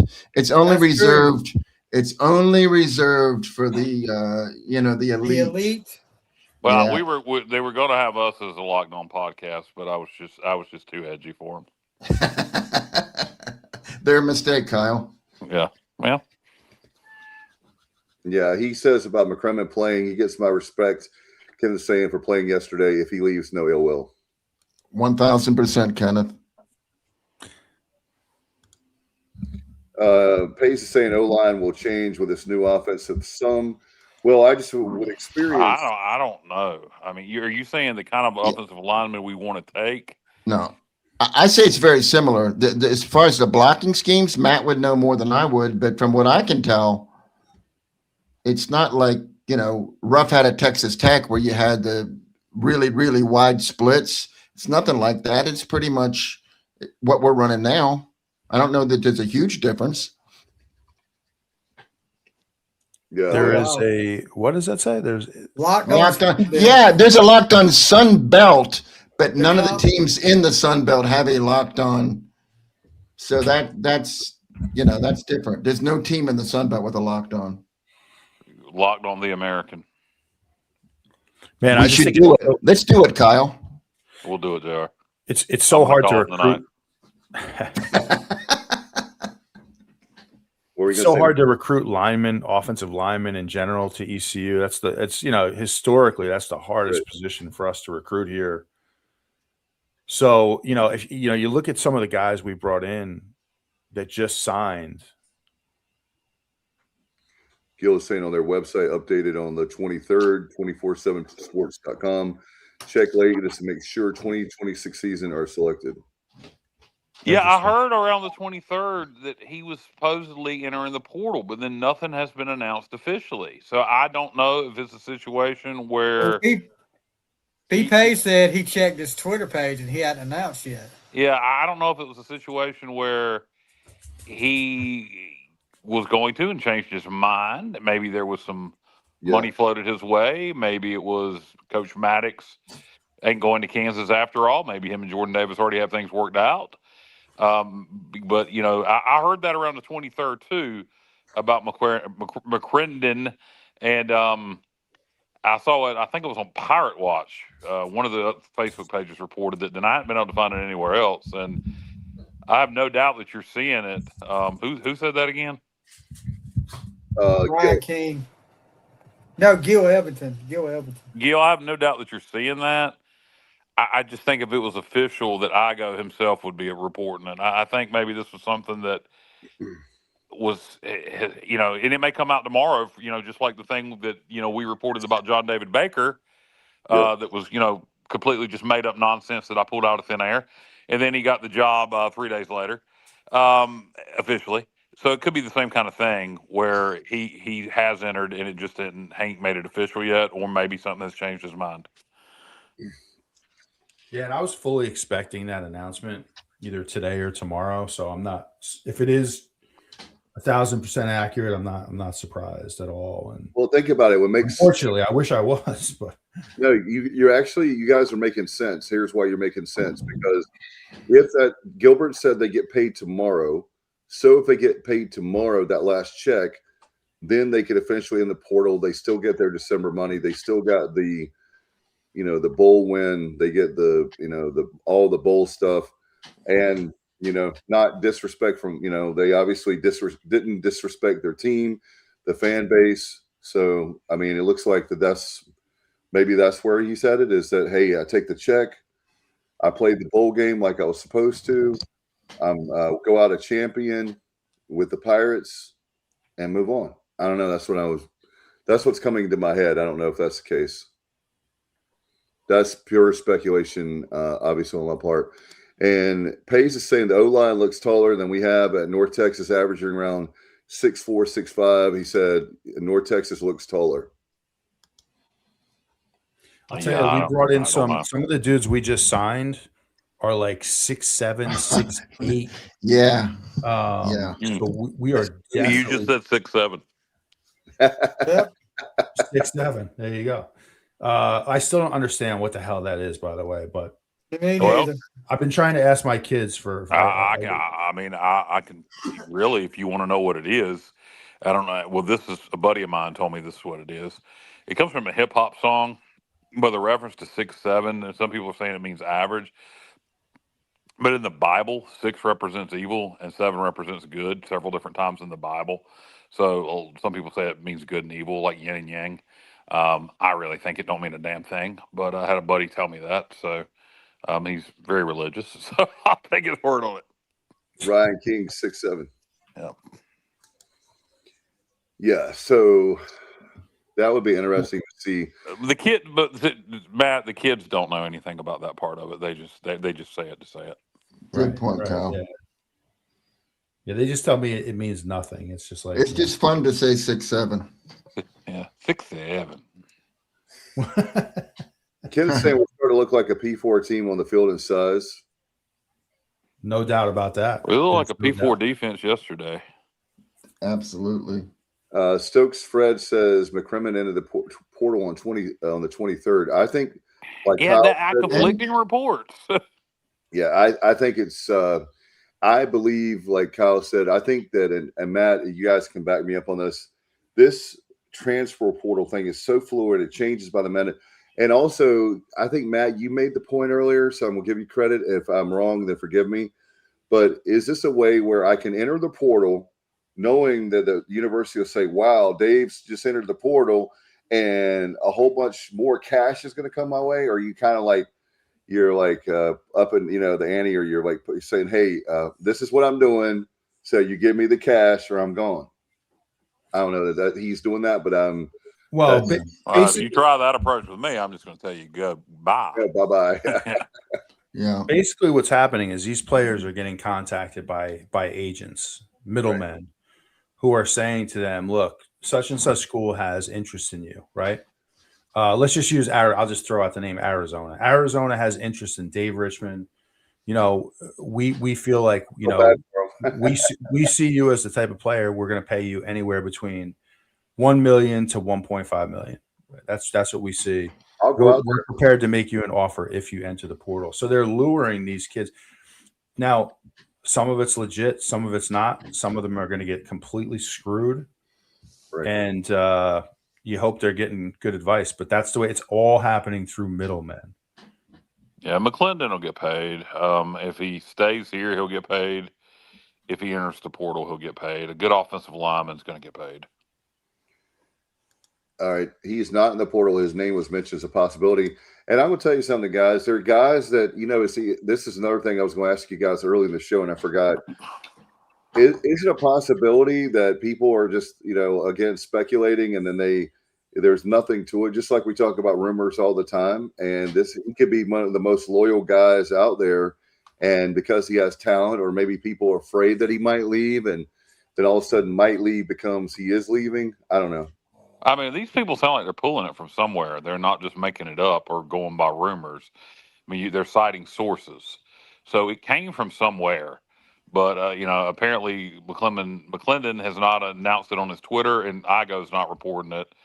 So, it's either one of them things where it's suspected that it's going to happen and you'll hear about it tomorrow, or he said it and then said, maybe not. All right. We've been going almost 3 hours here. Do you guys have, before I forget, I'm sorry, Jared, go ahead. No, I was just going to say, I'm sure, I'm pretty sure Kyle interviewed him. We did, Dave. McCrimmon is just besides a great player, he's a really interesting guy. I hope he stays. No doubt. We'll have to, obviously, guys, we're going to be keeping up with the portal. So thanks to everybody coming here. A huge crowd tonight. We appreciate you so much. And guys, we have had a lot of people that are listening to the podcast again. A lot of people that are, they have a commute, and so they listen to us. So they're like mad. And I've heard some guys that tell me they're salespeople. I'm sure some ladies also, and they have long commutes to see clients, and they put us on. So thank you for that. By the way, guys, I hope you had a great Christmas. And also, this is probably going to be our last show of the year. So do you guys have any Stevie has been up since like 4:30, so appreciate you, bro. But do you guys have any New Year's resolutions, and we'll get out of here? Oh boy. My New Year's resolution is for the Pirates to beat Tulane on New Year's Eve. That's not really a New Year's resolution, but we got a game on December 31st, Dave. First conference game of the year against Tulane. Yeah. That's right. So where our basketball team we'll have to discuss that at some point. Yeah, we could do that for sure.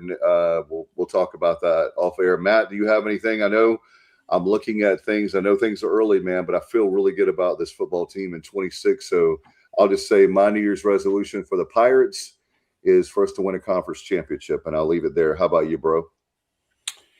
Definitely would love to see that for sure. I mean, right now, I guess my mind is kind of focused on like what quarterback we're going to get and how we're going to do in the portal. So I'm hoping we just can somehow knock it out of the park over the month, in the month of January, and get ourselves off to a good start.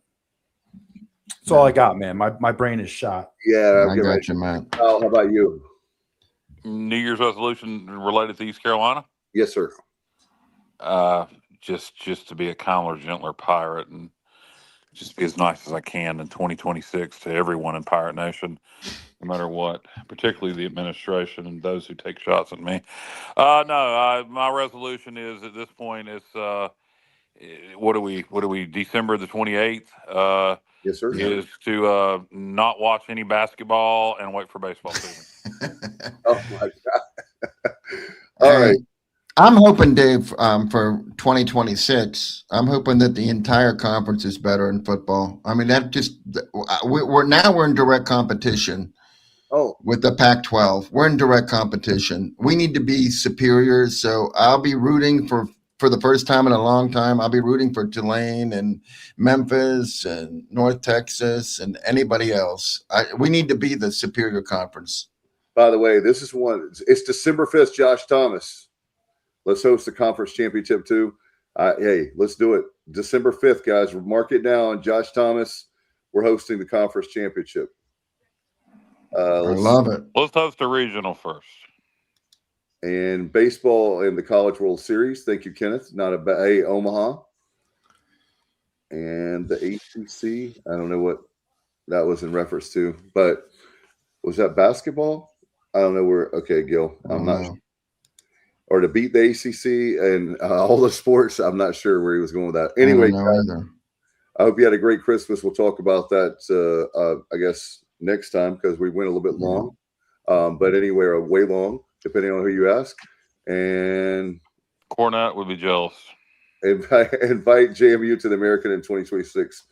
All right, guys, we'll get out of here. Oh, he's talking about competition with the ACC. Okay. All right. Wow. Well, yeah, we'll leave it at that. That would be nice. Do you mean the American? He's talking about I think he was talking about JR's comments about the American being in competition with the Big 12. I think he's saying that we're in competition with the ACC for the next conference up. Okay, I see what you're saying. All right. Hey, let's go 3 hours tonight, Dave. Yeah, we're getting pretty close. But anyway, guys, thank you so much. Thank you, Stevie. I knew he had to get up early this morning. Matt, Kyle, Johnny, we'll get out of here. Thanks to all the viewers and listeners. We'll see you very soon.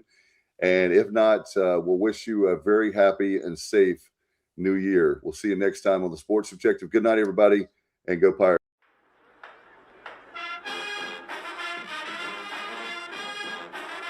You're watching the Sports Objective, the podcast for Pirates.